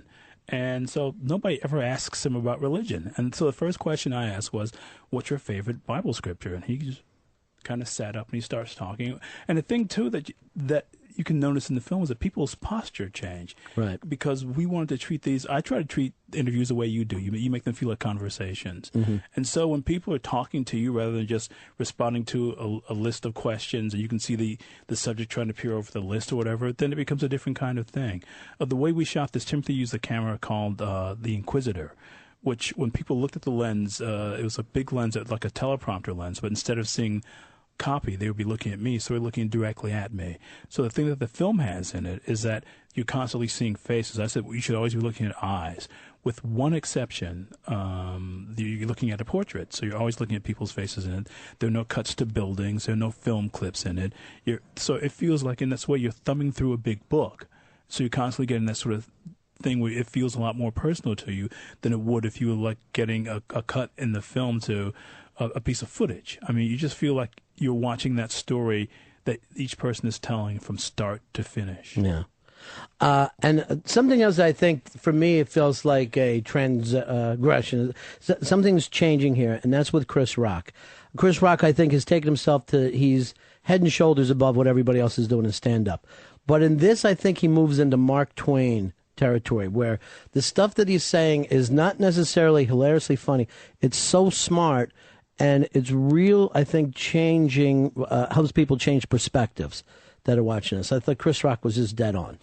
Thank you. Well, one of the things about it is I know Chris a little bit, and the difference is when he's not doing Chris Rock, which is to say when he's not sort of being really aggressive and using comedy as kind of like a bludgeon, like a blunt instrument, just the way he talks normally, you almost have to wait for it to say, oh, that is funny. Yeah. Because it's that thing you're talking about. It's Mark Twain. It's George Carlin. It's that kind of thing that's the kind of observation that a good friend would make in conversation with you. And just getting him to do that and not doing it that way where he does Chris Rock. Again, it's he's not selling something, so people have to pay closer attention to him. And my hope is that that's what the film plays like. And it's kind of interesting. I'm hoping that the book plays like that too, because it's funny for it to end up where it started. You know, it took this weird, circuitous route to being the thing that Timothy wanted to do in the first place, which was a big book. Yeah. Now, have you heard back from other people who are going, hey, why wasn't I part of this? I got a story. So you should be on the blacklist? Yes, I would. I think I'm ready to be on the blacklist. I have my own. Well, see, that's one of the things I found so interesting is, like, I've never felt like if I see white people do things, I never feel like, oh, they've let us down or they picked us up. I'm just, whatever that guy does, he's on his own stupid thing. So I've never had to have my own kind of Jackie Robinson or whatever. You know, I'm living on the upside. To hear some of these people go through stuff, and you can see a difference in the ages. Absolutely. The older people have a completely different experience of the black experience of America as the younger people, I thought. Completely. I mean, you hear Dick Parsons, who's the chairman of Time Warner, talking about having to work twice as hard to get half as far, which is something I would hear from my parents. And then on the other hand, you hear Serena Williams just sort of talking about going to Africa and what that was like for her, and to go to a place where you're surrounded by other black people, and her saying, well, this must be what it's like for white people when they go to Africa, when they're in Europe, when they're in Sweden or Germany. That's what it's like for them. I mean, so the world isn't defined. It's the 21st century, and African Americans are still defined in fairly two-dimensional ways. You know, there's still the prospect of the scary black man, which we're hearing about essentially in the news every day, and people. What this film should be is forcing people to ask questions. I mean, your question was, well, do people ask about certain people being on the list? And that's one of the things that informed the film being called Volume 1, because HBO was kind of concerned about that. And they said, well, there are going to be people asking that very question that you just asked. And I said, well, that's great, because I don't think we could get the entirety of the African-American experience into a 90-minute film. So this film was just meant to provoke and to get people to think. And HBO said, well, can you call it a work in progress? And, well, that makes it sound like it's unfinished. I said, why don't we just call it Volume 1? And they went, okay, which begs the question, when will be Volume 2? So I'm happy to say we're talking to them about that right now. You know, one of the other things that struck me right away, you opened this with Slash, who a couple of people told me right off the bat, I didn't know Slash was black. Did you? Yeah, I did, from working in radio for Okay. so long, and knew his story from the time that he broke out. But the interesting thing there is almost that reflects of what Obama is going through with what is black enough? When is a person black enough to say, you know, I'm living the black experience? Well, I mean, that's just it. I mean, there is no, and Susan Rice, who's one of Obama's foreign policy advisors, says that. I mean, that's old thinking, you know, who's black enough and who's not. If you have a white parent and a black parent, are you not black enough? If you went to an Ivy League school, are you not black enough? And the thing that I think comes across in the film is that at some point, every person in the film talks about, it doesn't matter what their background is or what their parentage, at some point they're reminded that they're black. And Slash, he talks about it when they did One in a Million, and suddenly he started getting talked to by black people saying, well, why'd you let your partner do this? Why'd you let Axel say something like that? And it even repulsed him, you know? So at some point in this country, you do get reminded of what you are, no matter how successful you are or biracial you are, you know, you're still a black person. Right. Which is kind of interesting. It goes back to my other point I was making before, that I've never had to represent the white race, nor do I feel like white people on TV, you know, I don't go, oh, look what, I don't know, this person is doing to white people by acting like this. What's that thing that even Keenan was getting at in the movie, where he talks about, you know, when he was growing up, he watched the Three Stooges. He never thought, wow, white people are crazy. Right. But no other experience has been boiled down to that. And it's so much of what you think about in media. I mean, in movies, you know, we're either clowns or we're violent or if there are too many black people in a movie, then it's assumed that white people won't even go to see it because they're afraid of it. I mean, that's what I'm saying about this two-dimensional black experience that still exists. And it doesn't matter how successful, say, somebody like Tyler Perry is, every time he makes another movie, it's like he didn't make the one that had come before. Can you think of another filmmaker who wrote, produced, starred, and directed in movies, most of which are hits, who's never been on the cover of Entertainment Weekly? Can you think of a white person who would have been given short shrift in that way? I mean, there's still this constant need in this country for black people to prove ourselves. Yeah. And it's that thing you're talking about, too. There's that kind of groupthink where and Dick Parsons says at the end of his segment, well, if you're a black person who succeeds, well, this is a black guy who succeeds. But if you're a black person who fails, like, well, here's another black person who failed. Right. I mean, I just wonder, and to speak to your question, when that's going to change. I mean, I'm hoping in some ways that Obama is forcing people to rethink that. But I remember a Wall Street Journal poll that NBC News ran about a month ago saying that roughly 30% of Americans admit to having some kind of prejudice. And how many is that? Only 30% admitted it. Yeah, That's admitting. Yeah, because I think most of the time we don't even know where our prejudice is. You know what I mean?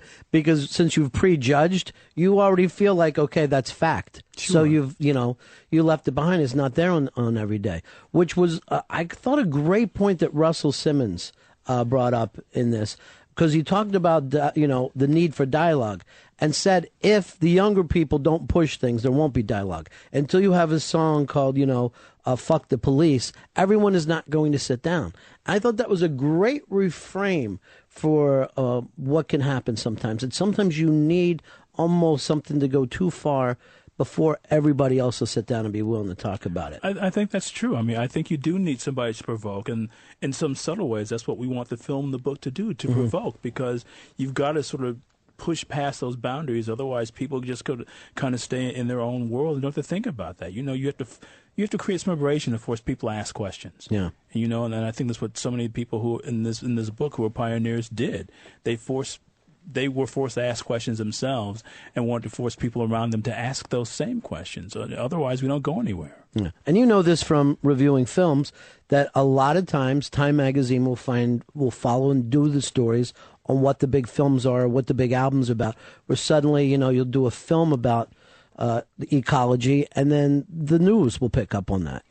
Popular culture can push things along. Oh, it definitely does. And music so much in so many ways did that. I mean, you think about the days what Russell was talking about with rappers in those days, even 20 years ago, and it was still rappers were agent provocateur and stirring things up and wanting to stir things up. And you think about going from Fuck the Police or to what NWA were doing in the old days, or to what Public Enemy were doing, to what Flavor Flav is now, or Ice Cube has become a family comedian. Sure. And I find myself wondering when that next wave is going to come up, because there is always a kind of de facto black underground. Yeah. And I wonder how that's going to sort of manifest itself and force other questions to be raised. Well, the interesting thing is, with a lot of the hip hop now, it almost seems like they're doing commercials. They're talking about what they've purchased. So corporate America embraces them instead of now being this something that you push away. As soon as these guys start to come up and get successful, they think, oh, the kids will follow them. Here's the right shoes to wear. Here's the hat to put on. Here's the car I want you to drive. And corporate America embraces this so quickly now. Well, it's funny, too, because it's something that Sean Combs says a little bit, about how certainly you want to celebrate, because so much of black culture is about being downtrodden, and so a lot of stuff that he wanted to do, and a lot of rappers of his generation did and still do now, is sort of celebratory. But on the other hand, too, there's that kind of, well, what's the next thing going to be? And there used to be lots of people around like Talib Kweli or The Roots who said there was another side to all this, or Michael Fronte, and there were all kinds of, or again, Public Enemy, who the point of the stuff they were doing was, as Chuck D used to say, rap was the CNN of the inner city. And it was about sort of breaking stuff out. And now that rap has become like independent film or alternative music, it's just like a marketing rubric now. It's kind of meaningless in terms of really setting itself apart. And again, when it was part of the underground, because you go back to the old days where, the Sugar Hill Gang, they were about, the sneakers, and Run DMC in the early days were all about that kind of stuff too. But there was more than that to commercial rap, and most of these guys weren't on big labels. And now that's all changed, and you got somebody even like Nas who's on Columbia. you just kind of wonder where that next underground's going to come from. Elvis Mitchell's in here with us today talking about The Blacklist. This is on HBO, and there's a book also called The Blacklist. Beautiful pictures and the stories. Who for you was it really exciting to have come in? Oh, my God. Just sitting there with Toni Morrison, that she knew who I was. It was a complete shock to me. I couldn't believe this, somebody who's informed the way I think and the way I write. Or just there's a guy from the Negro Leagues who's in this name, Marlon Duckett. I've been at this doing interviews like about 20 years, and last year, I do stuff for Interview Magazine.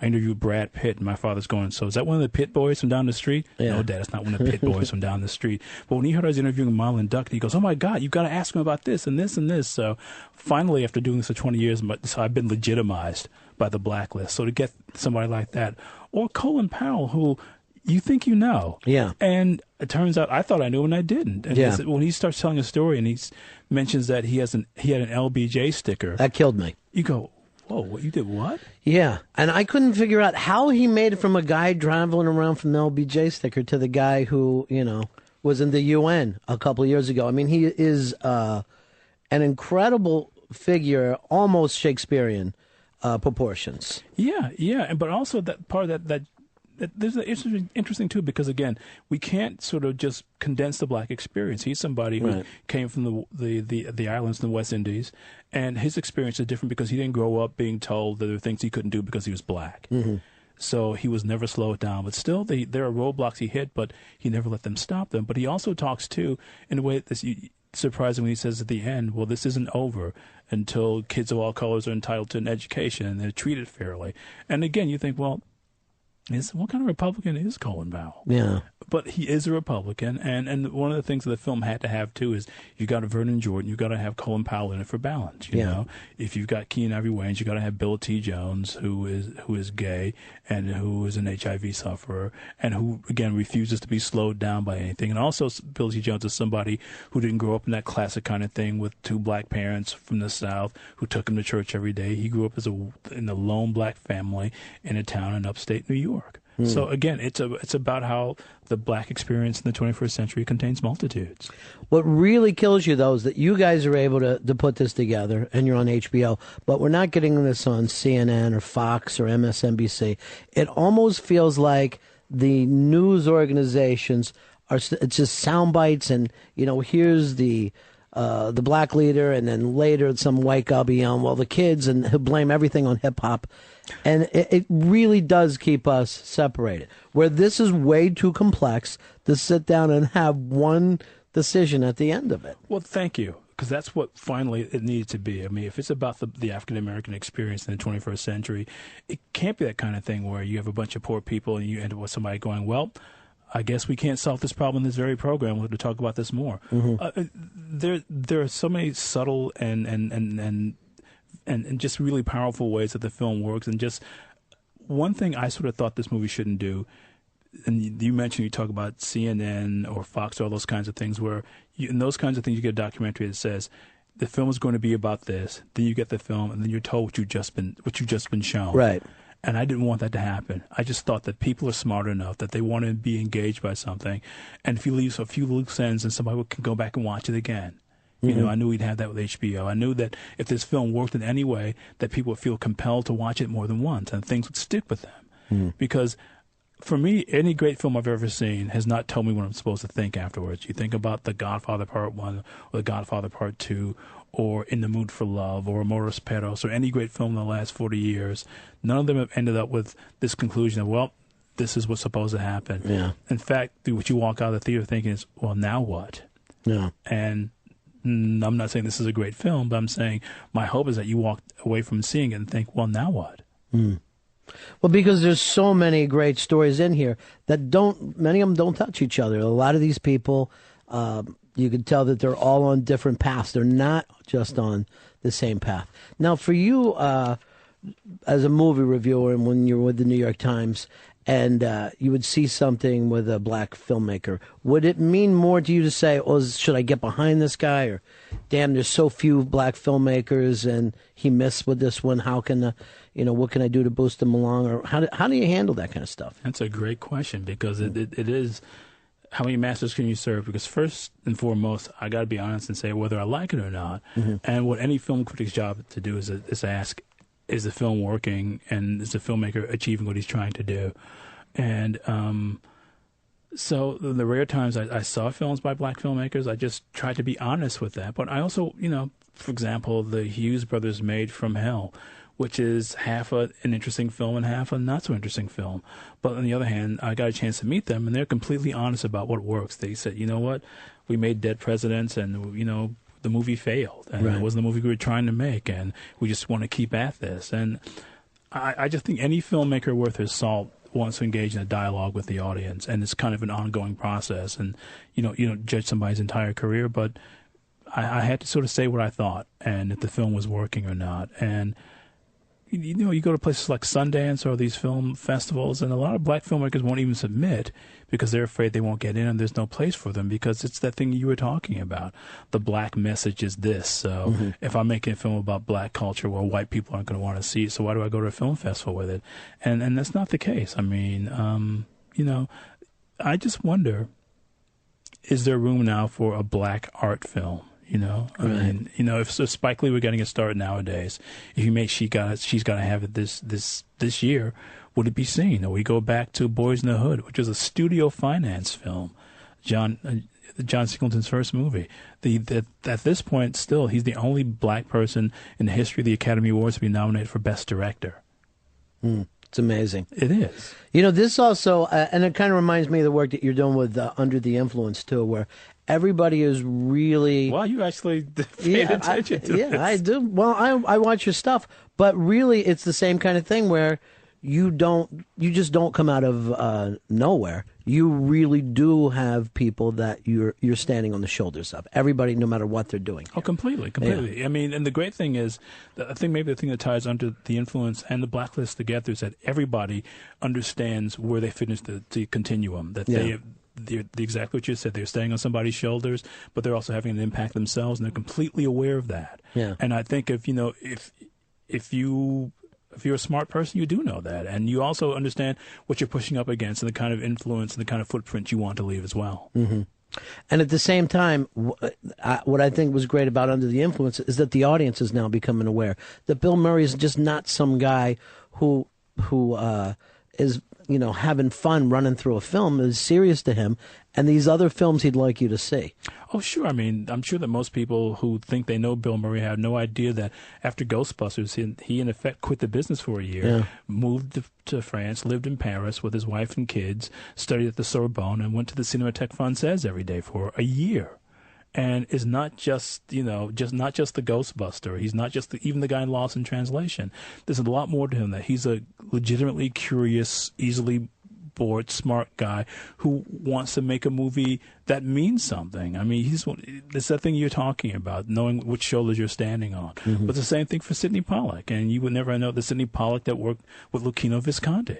That these guys are all more interesting and complex than you think they might be, based on this whole soundbite culture you're talking about. No, absolutely. You're not going to get these stories off Entertainment Tonight, and we're not going to get them off CNN. The Blacklist, it is out now on HBO, and you could also watch it on demand there. So you could do it exactly at this moment. You could just turn off the radio and go right over on demand. Or you could go to Amazon or Barnes & Noble and buy the book from Atria. The book is also called The Blacklist. Elvis Mitchell, thank you so much for coming in, my friend. Oh, no, thank you so much. Okay, and keep up the good work. Thank you.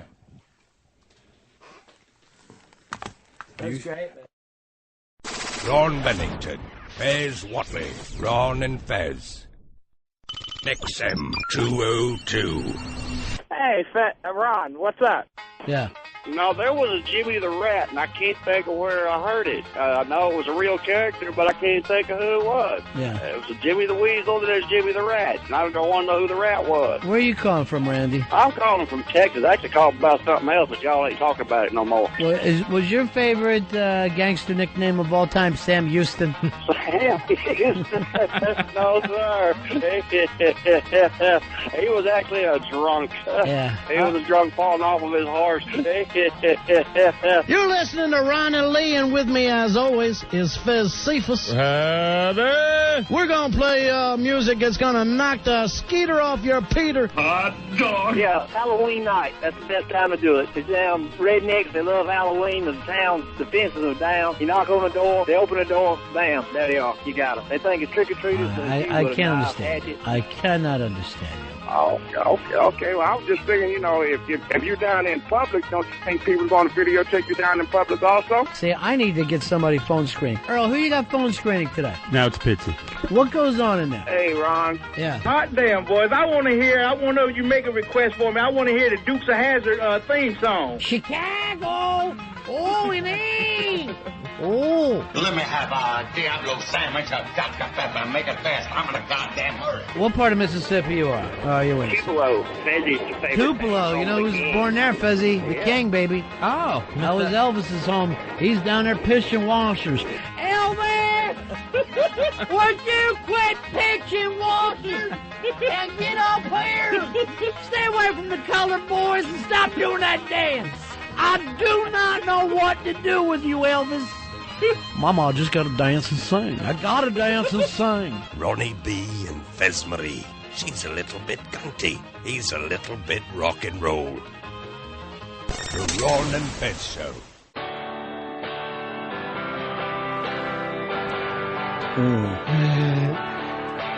Now somebody, please call 1-866-RON-0-FEZ, 1-866-RON-0-FEZ. Pick up the phone and play it again.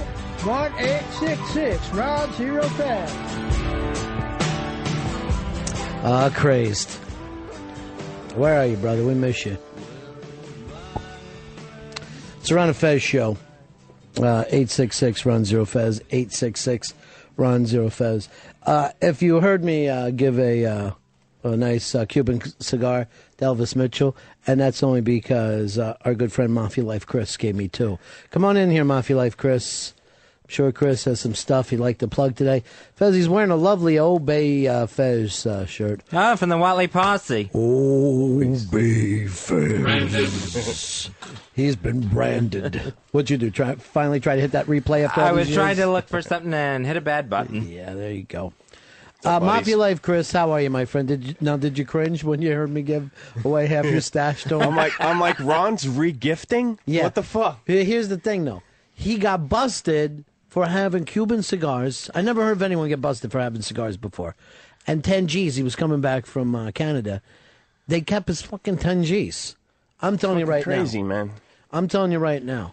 I'd rather cops raped me than took $10,000. I'd rather they pushed me over and took me up the ass before they took money off. Fucking robbed them. Yeah. That's not right. It's not right at all. I'd be out of my mind. It's $10,000. Yeah. It's 10 G's. It's more substantial than 2 or 3. I mean, it's fucking 3 times worse. I can, they took $3,000. I can use $1,000 right now. So what are you doing? You're wearing your Old Bay Fez stuff. You got Fez sitting there. That, by the way, looks just like you, Fez, in a nice suit and with a hat on. Yeah, it's actually a drawing with, I think, a few extra wrinkles added and several more chins. Obviously, to me, you look younger and thinner than you do in real life when I look at that shirt. It's not my body. It's just my chins. They're cartoons. That's all. Yeah, I blame Photoshop Mike, you know? Yeah, he hates you. And then you also brought in some pastries for us. Yeah, I got cannolis for everybody. Cubans and cannolis. Let's enjoy ourselves here. Let's sit around like gentlemen. Now, did you give some to the folks there? Because you know how they'll, like Jimmy, they'll call back and cry. This is Jimmy, and a man didn't treat me right. I thought it was really nice what you did at the break, you know. Hugged everybody. I did. You know. I actually did. It's a class act on your part. Well, you know what I'm saying? Is that what I got to do? Kiss babies? Really? Is that what I got to do to become president? Jesus, Jim. It's funny. Leave the rest. What are you worried that I'm going to hate your fingers? Is that it? You're petrified over here? You know, normally when a kid is inked up, it isn't from ballpoint pen. He just sits there and draws on himself. He is scruffy. Yeah, he is. He's perfectly named. All right, hold on, because Mafia Life Chris doesn't stop in here without a plug. He's got a big plug he's got to do today. Yeah, I got a party, finally. He's got a party. 2 years ago, we had a Mafia Life party at F.H. Riley's. And did I go to that? No, you did not, sir. Okay. Very disappointing. but that's all right. I don't remember. I love that F.H. Riley's, though. A lot of fun out there on Long Island. Yeah, well, A lot of fun. I wasn't dating Frenchie, so like, you know. Yeah, I see. I never. Yeah, that meant you're off my radar. That's always a minus for you, Chris. I get it. And now we got a Mafia Life and Friends party, October 4th. You know, at Susie Wong's. Susie Wing, Susie Wang, Susie Wong. Who the fuck is Susie Wong? Nice Italian place. I did a little bit there, Fezzy, from Reservoir Dogs. You know, strangely, it's like this upscale, posh fucking I know place that in club. Chelsea. Yeah, it's a nice club. There's like no way I can normally afford it without the help of like, you know, Mob Candy and Don Rico. They got glass tables in case you need to chop a little bit. Nice. I like a club with a glass table. Yeah. No, it's Susie Wong, 547 West 27th Street, between 10th and 11th Avenue. So everybody's invited? Everybody's invited. You know. Did you say when? Yes, October 4th. Sorry, Fez. October. I'm not. You know, I'm not the expert plugger. I'm the terrible plugger. Whoa, nice one. But nice one, right back in his fucking face. Man. That's why I was helping you along. That's what I like thought a I meant. special needs citizen. Fuck you, Fez. That's what I thought. I thought Hey, it was Fezzy, positive. we rented out your mother's cunt. I hope you don't mind. This fucking, I got tons of shit lined up What for do you this got? party. Tell It's me huge. all about the party. All right. No cover charge. Bullshit. Really? Swear to God. We get in with no cover charge. No cover charge. I know I'm going and getting charged to cover. Yeah, you got free open bar from 9 to 11. Get out of here. What? I'm buying. Okay. Let me tell you. Whoa. The last time we've done that deal, we did it when Fez and I signed up with XM. And because of that, what these bastards did to the open bar, we had to have a fucking merger 2 years later. We never climbed out of that hole. Yeah, I was there. Yeah, I know At you that were. open bar. I saw the back of your head for 2 hours. I never went up and said Seriously. hello. What is wrong with you? The alcoholic that I am. I'll see Ron and Fez eventually. Drunk and impolite. It's crazy. I'm about to get a baseball sign. Wasn't that the deal? Yeah. Yeah, You everyone's go out with invited. O&A, you can't fucking talk to people. You got to sit at a table on the other side of them and sign things. O&A, when they do an event, it's like they just returned from the moon. It's like they're NASA astronauts. Come in and meet O&A. I know, because there was a table that was really long, and like Ron, from OA, Jim, and there's like 8 guys just all sitting. Old-fashioned cameras were going on. I know. It's the Last Supper. Every time you go out with those guys. The So Mercury weird. House. Weird. Go ahead. I forgot. You were plugging something. You were going to say something about Horty Overs. I was just saying that everybody was invited. All buddies, all boards, all listeners. Right, and that's all everybody? Everybody. Does that include Deb and Casey? Yes, of All course. right, good. No doubt. I don't know. I hope I they don't know. make it. Did you say free booze from 9 to 11? I did say. Oh my God! Yeah. Now you're turning Italian. I gamble in my good I fortune. feel like it right now.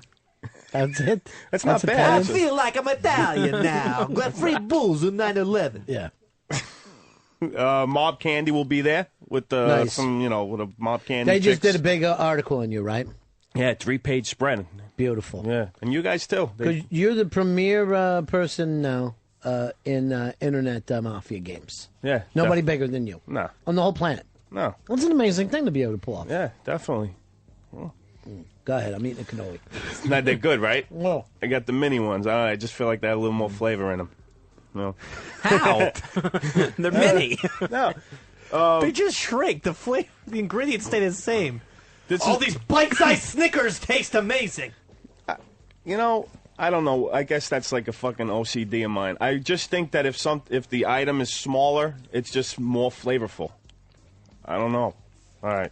I feel that way about vaginas. When that guy, that guy jerked you I off, like Chris? them. I like them as little as they make them. Ouch. Yeah, where does that come from, Fez?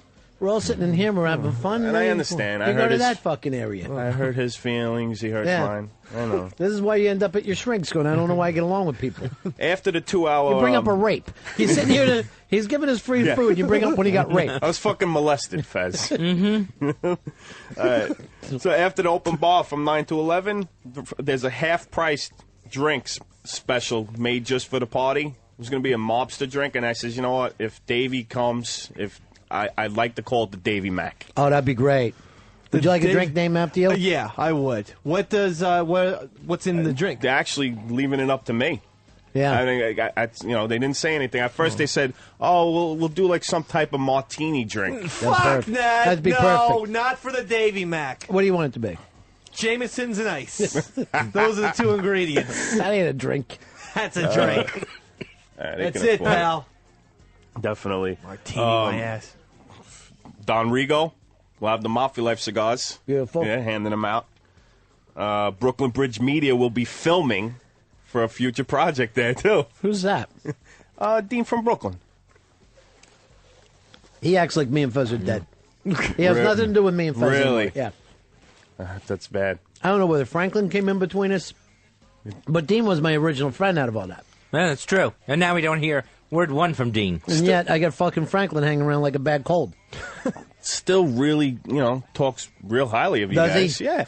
Not bad mouthing us? No. I wouldn't tolerate that anyway. Good. Well, why don't you stop Mike the teacher?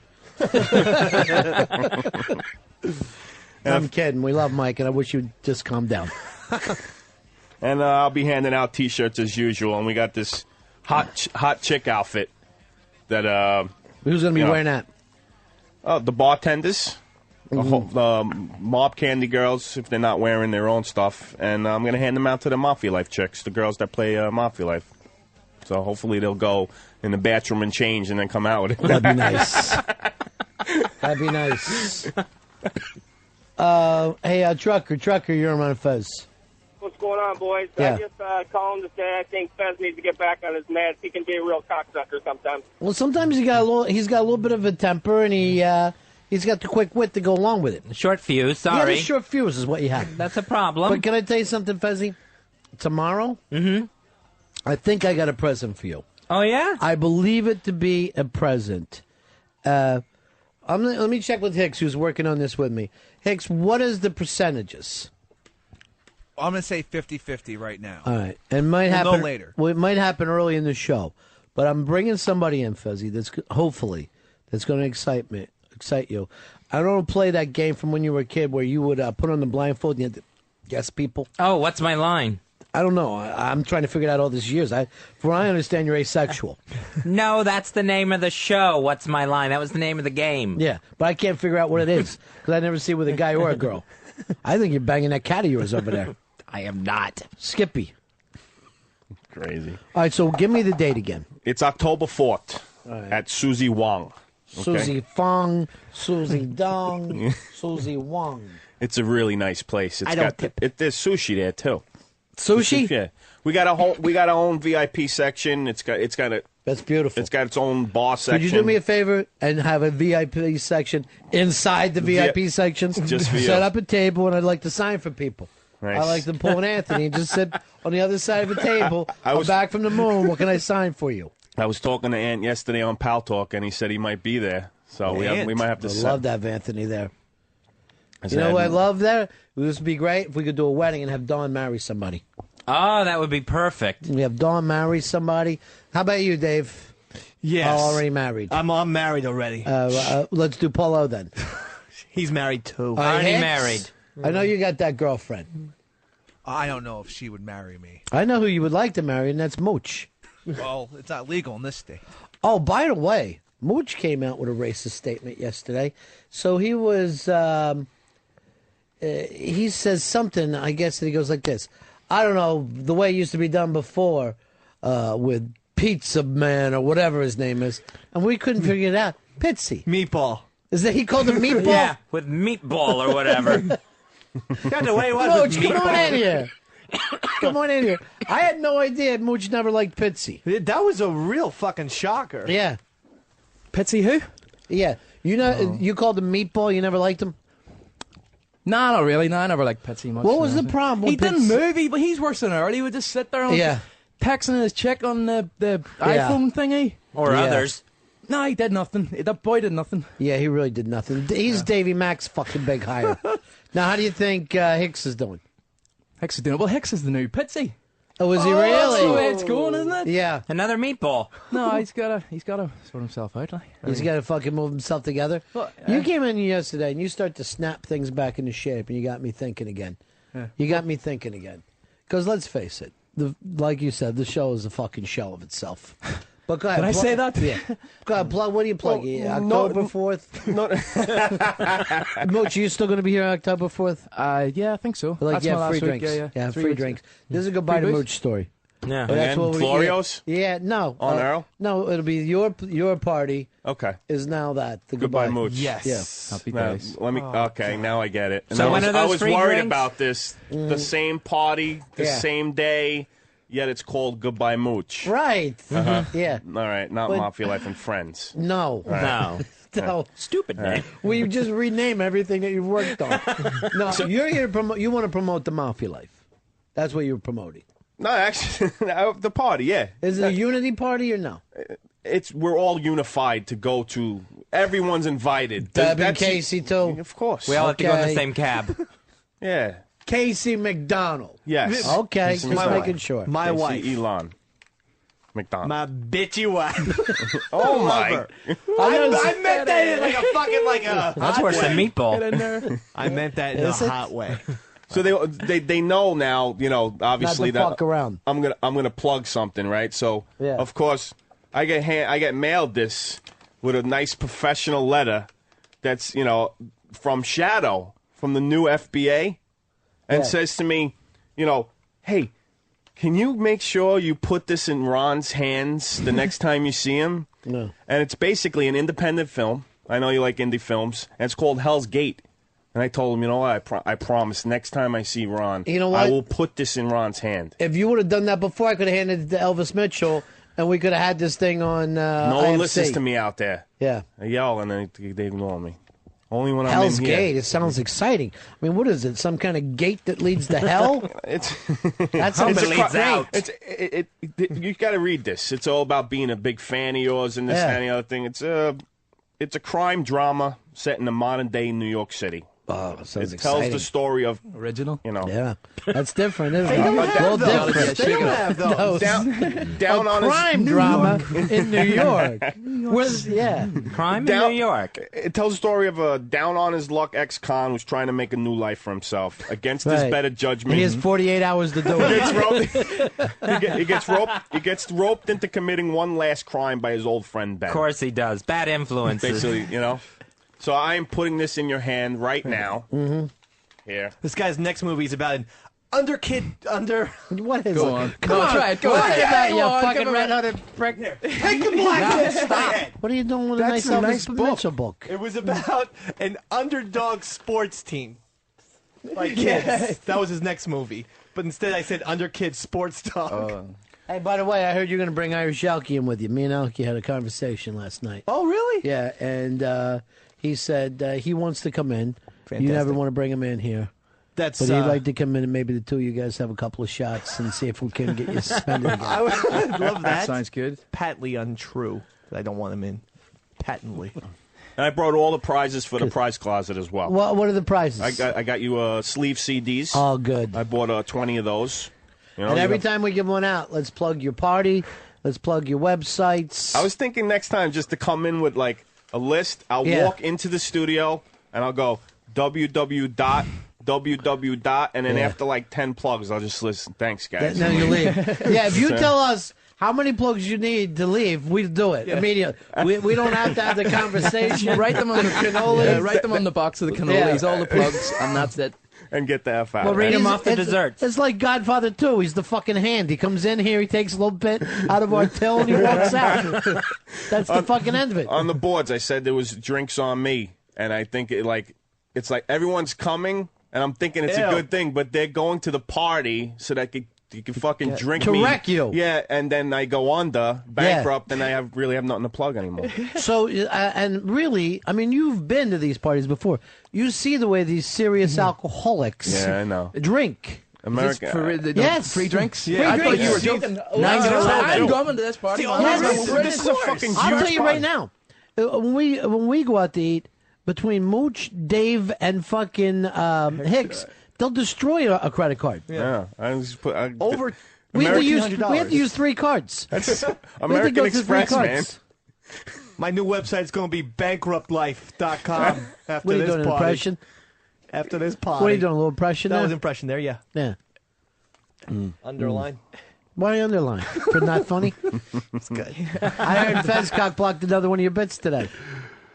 Second day in a row. First we had Davey Red, which, by the way, Fezzy, RonFez.net gave the big thumbs up on. Smash it. Oh, with the poll, yeah. Oh, you saw that? Yeah, but I wasn't going to bring it up. Did it feel like a stab in your heart? Oh, yeah, totally. Had nothing to do with Fez. Was that part of your time with your shrink yesterday? No, I didn't bring that up about the polling. The way the polling. I lost the poll. The way the poll numbers are going. It is becoming easier and easier for me to cry now. That's not crying. It's the same as you. No. Fez cries like a girl. Like he looks prettier when he cries. I kind of glisten. Yeah, that's with your own cum on your face. All right. Whatever. Jizz. Who's the judge? Jizz. Yes, we all know what jizz is. What were we saying before that? Okay, so you lost the poll. So then what today did he cock block? This is just a Beatles bit. I like it. You know it was bad, though? No, don't. He's about to say something. I liked the bit. Yeah. And I went to Pepper and Mooch for some validation, and Pooch gave me a huge thumbs up. Don't try and fucking This stick it morning, he was like, so can I say that you guys liked it as well? Is that all right? No. Yeah. I went to you two, and I said, do you like it? And what did you say? I did like it. It was funny. No, I I swear, well, it was funny when I heard it this Thank morning. you. It was a good, I don't know. It was good, according to them, too. And so I stand by my bit. Like Yeah, Davey Red. and you came to me like this. I don't know. Maybe it's too weird. I don't know. How close were you to letting it on the air, Fez? Closer than Davey Red. Wow. Ooh. It's And not you as thought good as that- Davey Red. It's not that good? It's pertinent, though. You know, it was a... It's ripped last from week it today's was. headlines? It was ripped from today's No, headlines. it was like last Lawnmower. week. Last week. No, it just happened Where's Monday. Mooch at now? I mean Pepper. I get Pooch fucking confused now. Yeah. It's Pepper and Mooch, the fucking twins. By the way, Mooch, the last night you were here, you were pretty fucked up, and all you wanted to do was go back to Long Island, and this fucking animal didn't want to let go of you. I vaguely remember calling her and saying, like, I've got to go here. To Yeah. fuck. And But I was yelling at you in Really? Chinatown going, let him go home so that he'll have a place to come back when he comes I know here. that makes much more sense, but I was just hammered. But You're an animal. I bailed Sorry. on him, and where I was outside Penn Station, I just got out of the taxi and went, no, this is not. I'm Smart. just Just clarity. A Then moment of clarity. I came Well, to you it at wouldn't- Taco Bell. You would have got sober if it was a real moment of clarity. You like this bit, this Beatles bit? Yeah, it's Ripped from the headlines, It's a band good. that hasn't been together for 40 years. it's topical. You want to make fun of Winchester Cathedral also? You got a Rudy Valley fucking gimmick going on at everybody? Go ahead, plug whatever you got to plug there. I don't want to get in your way, Chris. Sorry. What do you got, a list of fucking things? I brought some, actually had to buy two mob can. I'm sorry, Dave. One for Fez and one for Ron. Oh, Dave, you can borrow mine and read it when I'm done. But they did an article on Ron and Fez, surprisingly, as well. And, Yeah, and they call you guys surprising. the king of comedies. The king of comedies. So we run it one person, but it's multiple fucking shows. Yeah, we're not kings, we're comedies. They're the king of comedies. That's great. That's it. I'm But gonna they're have sold fun out on the Putting website. that in Fred's fireplace. No. No, it's beautiful. Subscription Who's this rate on up the to front? 2. Who's this on the front? That's Johnny Fratto. Johnny Fratto, he's a buddy Yeah. of yours? He's he's the guy who's looking to do that. That show. thing about the other thing? The other thing, you know yeah, what the I'm other saying. thing uptown. Yeah. Is he going to be The at the one party? upstate. You got to move that thing. show. No, not that thing, the other one. Yeah, he did that thing. Yeah. The son of a gun show. He's a Oh, son yeah, of you the mobster. you were showing me. Yeah. He's the son of a mobster, and he's in the motorcycle business or something. Yeah, he's got that Beverly Hills Choppers, and he just became the editor-in-chief of the Mob Candy magazine. Oh, so he puts himself on the cover. They whacked the Smart black guy. idea. No, it's actually the guy before, Tyrone Christopher, the black guy. They put him on the front cover. You know what? Fez is going to take over Playboy magazine and then pose nude the first month. Probably sell out. Is there Tommy Z in here? Has this got something to do with Tommy Z? No, sir. All right. Tommy Z. But there's 3 pages on Mafia Life. The last time we saw Tommy Z, he was another sensitive man. He felt like everyone made. It was Brooklyn night. Yeah, So well- we called him for Brooklyn night. All the guys took a shot at him. His feelings were so hurt. I haven't talked to him since. Yeah. I got the last text I've ever gotten from him was that night, and it said, "You guys are getting like Ron now. Goodbye." Everyone thinks, I'll go on the show and they'll treat me so gentle. How would that be funny? How would that even be slightly amusing? You Brooklyn guys think you're the king of comedies. You're getting like Ron now. Fuck you. So hurtful, Fez. Went right after me. I know. What a bunch of crybaby men have turned. And then he's fucking selling himself as the man's man. Yeah. Oh, I'm the manly man, the man's man. Someone busts his fucking stones once. He crawls back underground and sobs. And he said he's been in the business a while, right? He claims. Who knows? The blogging business? Yeah, I can't fucking tell anyone's past anymore. How long can that go back? I don't know what is happening to the fucking American male. It's a sad fucking spot. It's a sad spot that we're all in. All right, Hicks, you heard this bad news. We're going to fucking destroy him when he gives us free drinks. Oh, yeah, that sounds good. You know what I want you to do, Dave? Make up a list of all the serious drinkers, and let's in the back of our minds, by the time this party comes along, figure out. I mean, I honestly think that we have the people from 202 can easily in 2 hours drink 20, 30 grand worth of liquor. Yeah, fuck yeah. No doubt about it. Yeah. They're going to run out of whiskey. No, I'm not even shitting you, Chris. Yeah. Fuck. I guess the next party won't be at Susie Wong then, No. right? The next party should be in your fucking backyard in Brooklyn. The next party will be a fundraiser. Hey. Yeah, we're going to have Hosp walk as far as he can to figure out how to save Mafia life. French, you going to be there? Yeah. Nice. Definitely. And then people from the Mafia Life game, because they had 2 years to save up. People from Ohio, people from fucking California, Vegas, they were all flying in to enjoy themselves and to mingle with the rest of the players. Well, it's going to be a nice night for you. You wearing a tux? Nah, I'm going to wear my Hey, you know what? Obey Fez shirt. I got a great idea. Dawn marries you and Frenchie. Right Oh, there. that's nice. Would that be great? Beautiful. That would be great. Donnie ought to get the business up and running, Fez. Wish you would have told me earlier. I would have got Fidelity Diamond involved.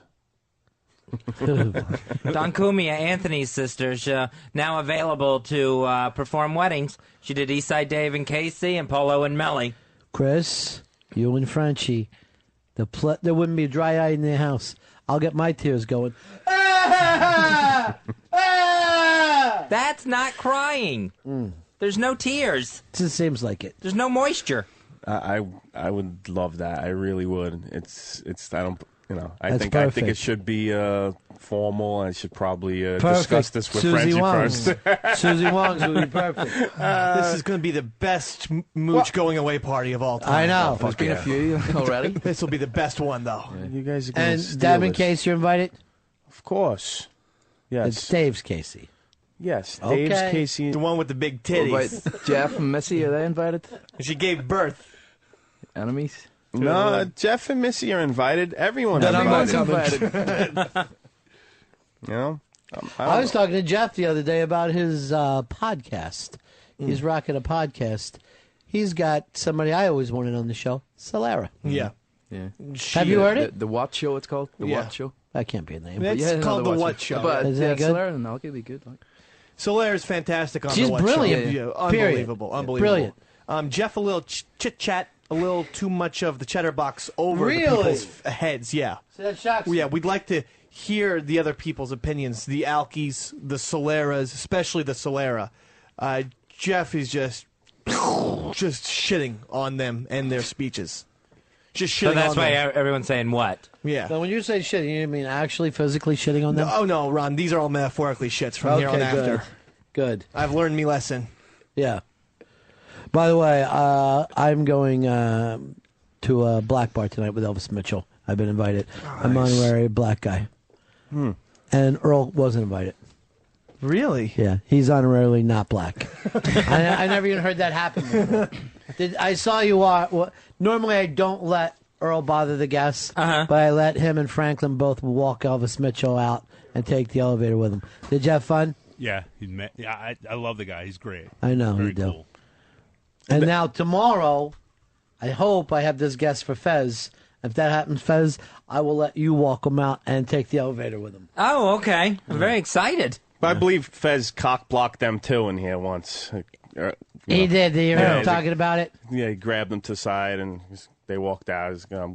You got in the way. Franklin came out and said that you got in the way of him and Elvis Mitchell. Because Franklin has a movie coming out, which I think is called called 101 Dalmatians. I'm not exactly sure. It should be good. Yeah, I think it's something like that.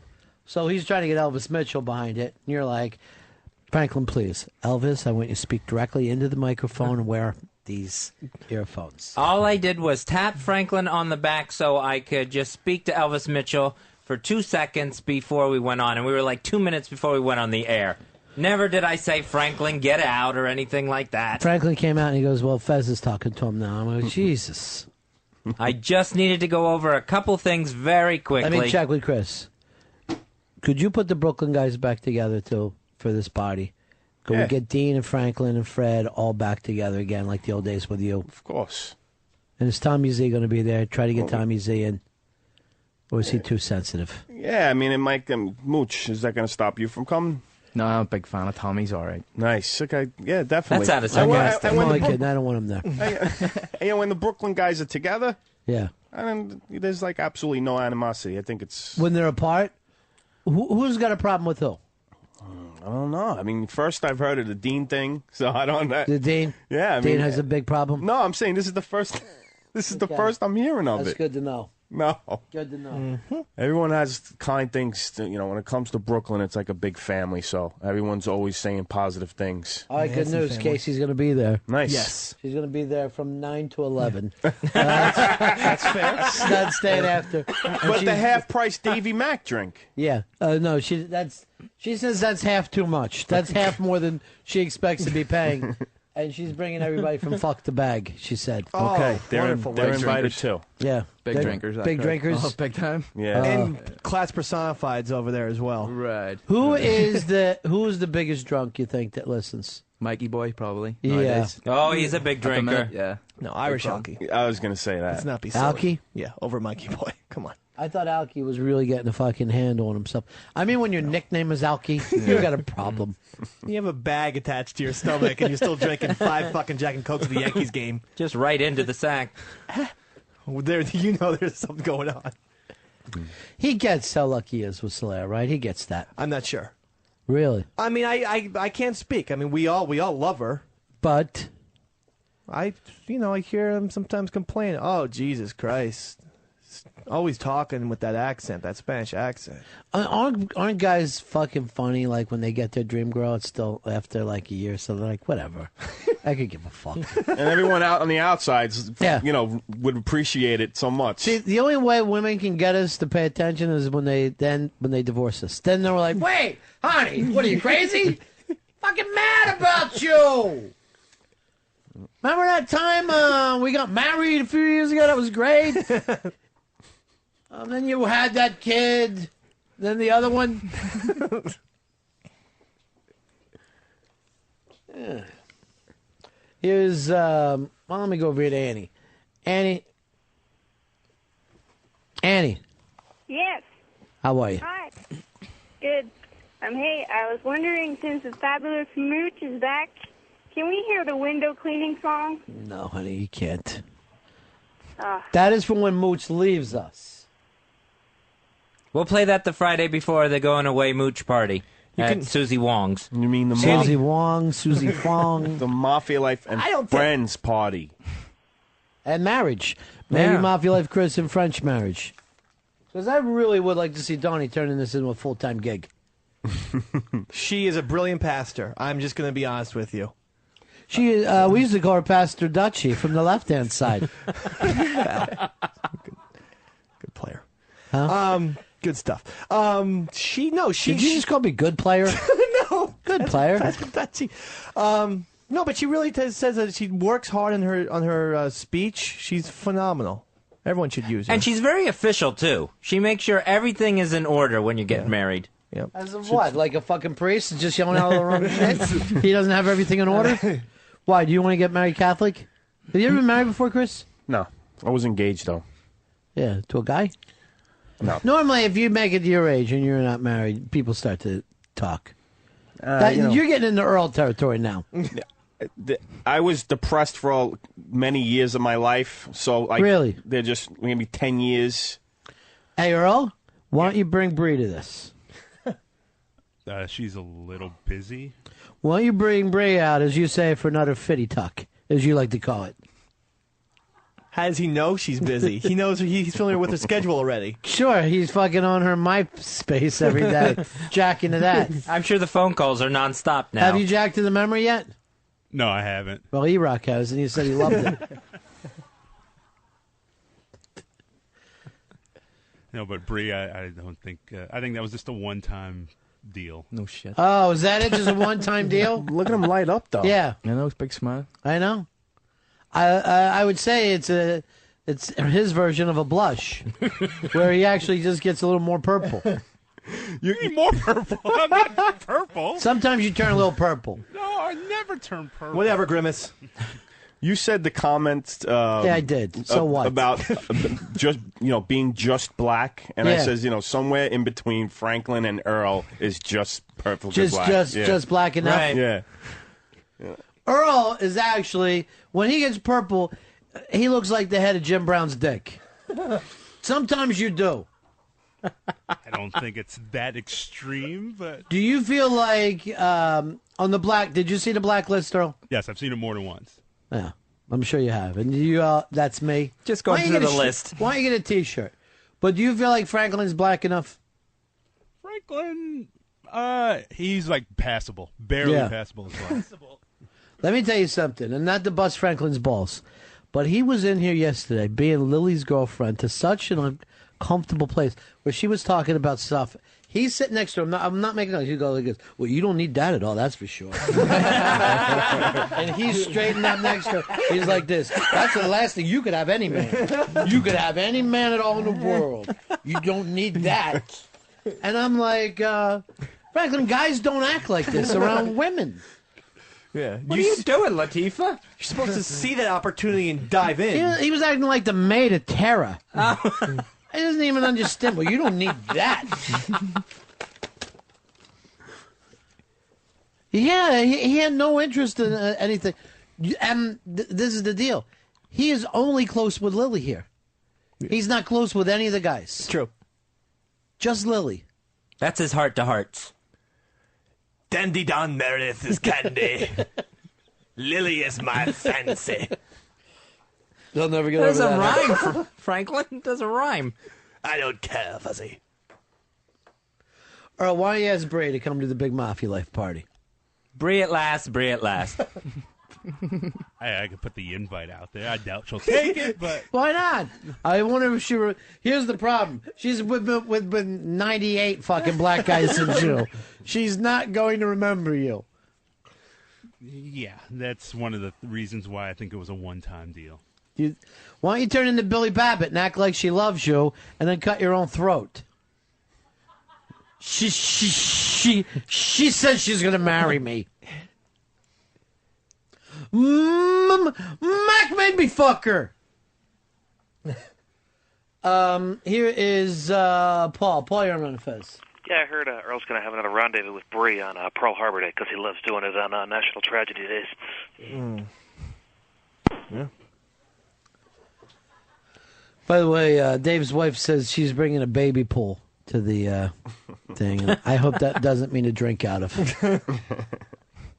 Why not? Yeah. Oh, that's frightening. Fill up your own glass. What? Which one of the chicks you think drinks the most? Because you got Alki down as the biggest drinker of all the guys. Yeah, I would say. Do you think Alki can outdrink Hicks? Yeah. Yes, I do. Wow. I wouldn't put that money. I wouldn't put money on that. Yeah. I see Hicks as a young Ronnie Bay with all the fucking problems ahead of him. I see the pain in his... As he's drinking, he just shuts up, looks in the bottom of that glass like there's going to be an answer to his problems. I'll like, try out suddenly anybody. like, oh, there it is. There's happiness. But he goes away quickly. Like, endurance is the key, I think. I think in terms of a marathon drinker, I could take top spots on this show. You're getting 9 to 11. Yeah, I know. You have a six-pack. You've already shit yourself and are crying in the corner. But I'll keep going. I won't pass out or black out. I mean, I'll black out. I won't pass out. Pepper says he passes out every time. You fucking black out every time that we know you. I black out, but don't pass out. Yeah. I'm still up at 8 o'clock in the morning, blacked out, but watching Sports Center. And then even the last time that we all partied together, I heard you got on the wrong bus. Mistakes happen. What do you want from me? Where'd you end up going? Connecticut? I was 5 miles away from going into Worcester, Massachusetts. Can you turn this around? Or just let me off at the McDonald's. We'll get a cab. Here's Justin. Justin, you're on Ron and Fez. Hey, boys, just want to know, is Pitsy going to come back? He's the only Italian there. Who, Meatball? I talked to Pitsy about the party. He said he's going to try and make it. You must have told him the 9 to 11 part. Seriously, do you talk to everybody about everything all the time? I live on the internet. I work on the internet. Right. I talked to Alan Greenspan the other day, Rod. The It's dollar's true. going down. It's true. He's connected with everybody. I'm connected. Big party, and it's an open bar. Yeah, open bar. Susie Wong, 547 West 27th Street. You can get more information. Susie Wong, New York. What's the name? Susie Wong. Hey, Susie, what's wrong? Huh? What's wrong with you? Everybody's coming over for a party. SusieWongNYC.com for more information. Lot of love. All right, we're all going. Now you said this on the air, you really do. You're legally responsible to buy drinks for other listeners. You're obligated. Place is going to look like fucking Listen, Madison Square Garden. I'm just not going to show up. Susie's going to have a bill for you at the end of the night. I hope you understand. Yep. It's going to be fun. Make sure you have more than one bartender there, because I know that's the deal. There's one bartender behind the fucking bar. And they can only get to 5 people. Yeah. Everyone's invited. All right. Be there. We got it. As long as you're sure. Alki, get there early and order yourself 800 Heinekens. So you're going, Davey Mack? Yeah, huh? I'm going. I'm going for the 9/11, and I'm going for the half off Davy Mack special. They're drinking Jameson's for half off all night long, See baby. that's this. I guarantee you that ain't going to be Jameson's. I don't know what the drink's going to be. It ain't going to be Fred's Jameson's. whiskey. All right, we got anything else we need to plug? Or should I just let Chris run it through it again?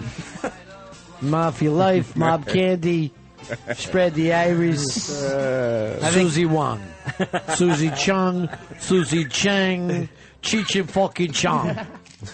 I'll tip. Nothing else? No, that's it. I think Chris plugged us up. We got Ron Bennington interview Sunday night at 9 p.m. Oh, yeah, we'll be playing the... Brian Green. Mm-hmm. We're going to have Elvis Mitchell. Right. And Danny Goldberg. Danny Goldberg, who's going to tell his stories about how he personally broke up Nirvana. It's all his fault. Sunday night, 9 p.m. Eastern. All right. Anything else to plug, Fezzy? I see you writing stuff down. No, just notes for myself. Remind myself to cry later at the therapist. Don't let Chris in here anymore. Oh, reminder. My mom ruined my life. You guys are fucking acting like Ron now. Fuck you. Oh, one more thing. I want to plug this. That's the end of my show. Donk. Ron Bennington, Fez Watley, Ron and Fez.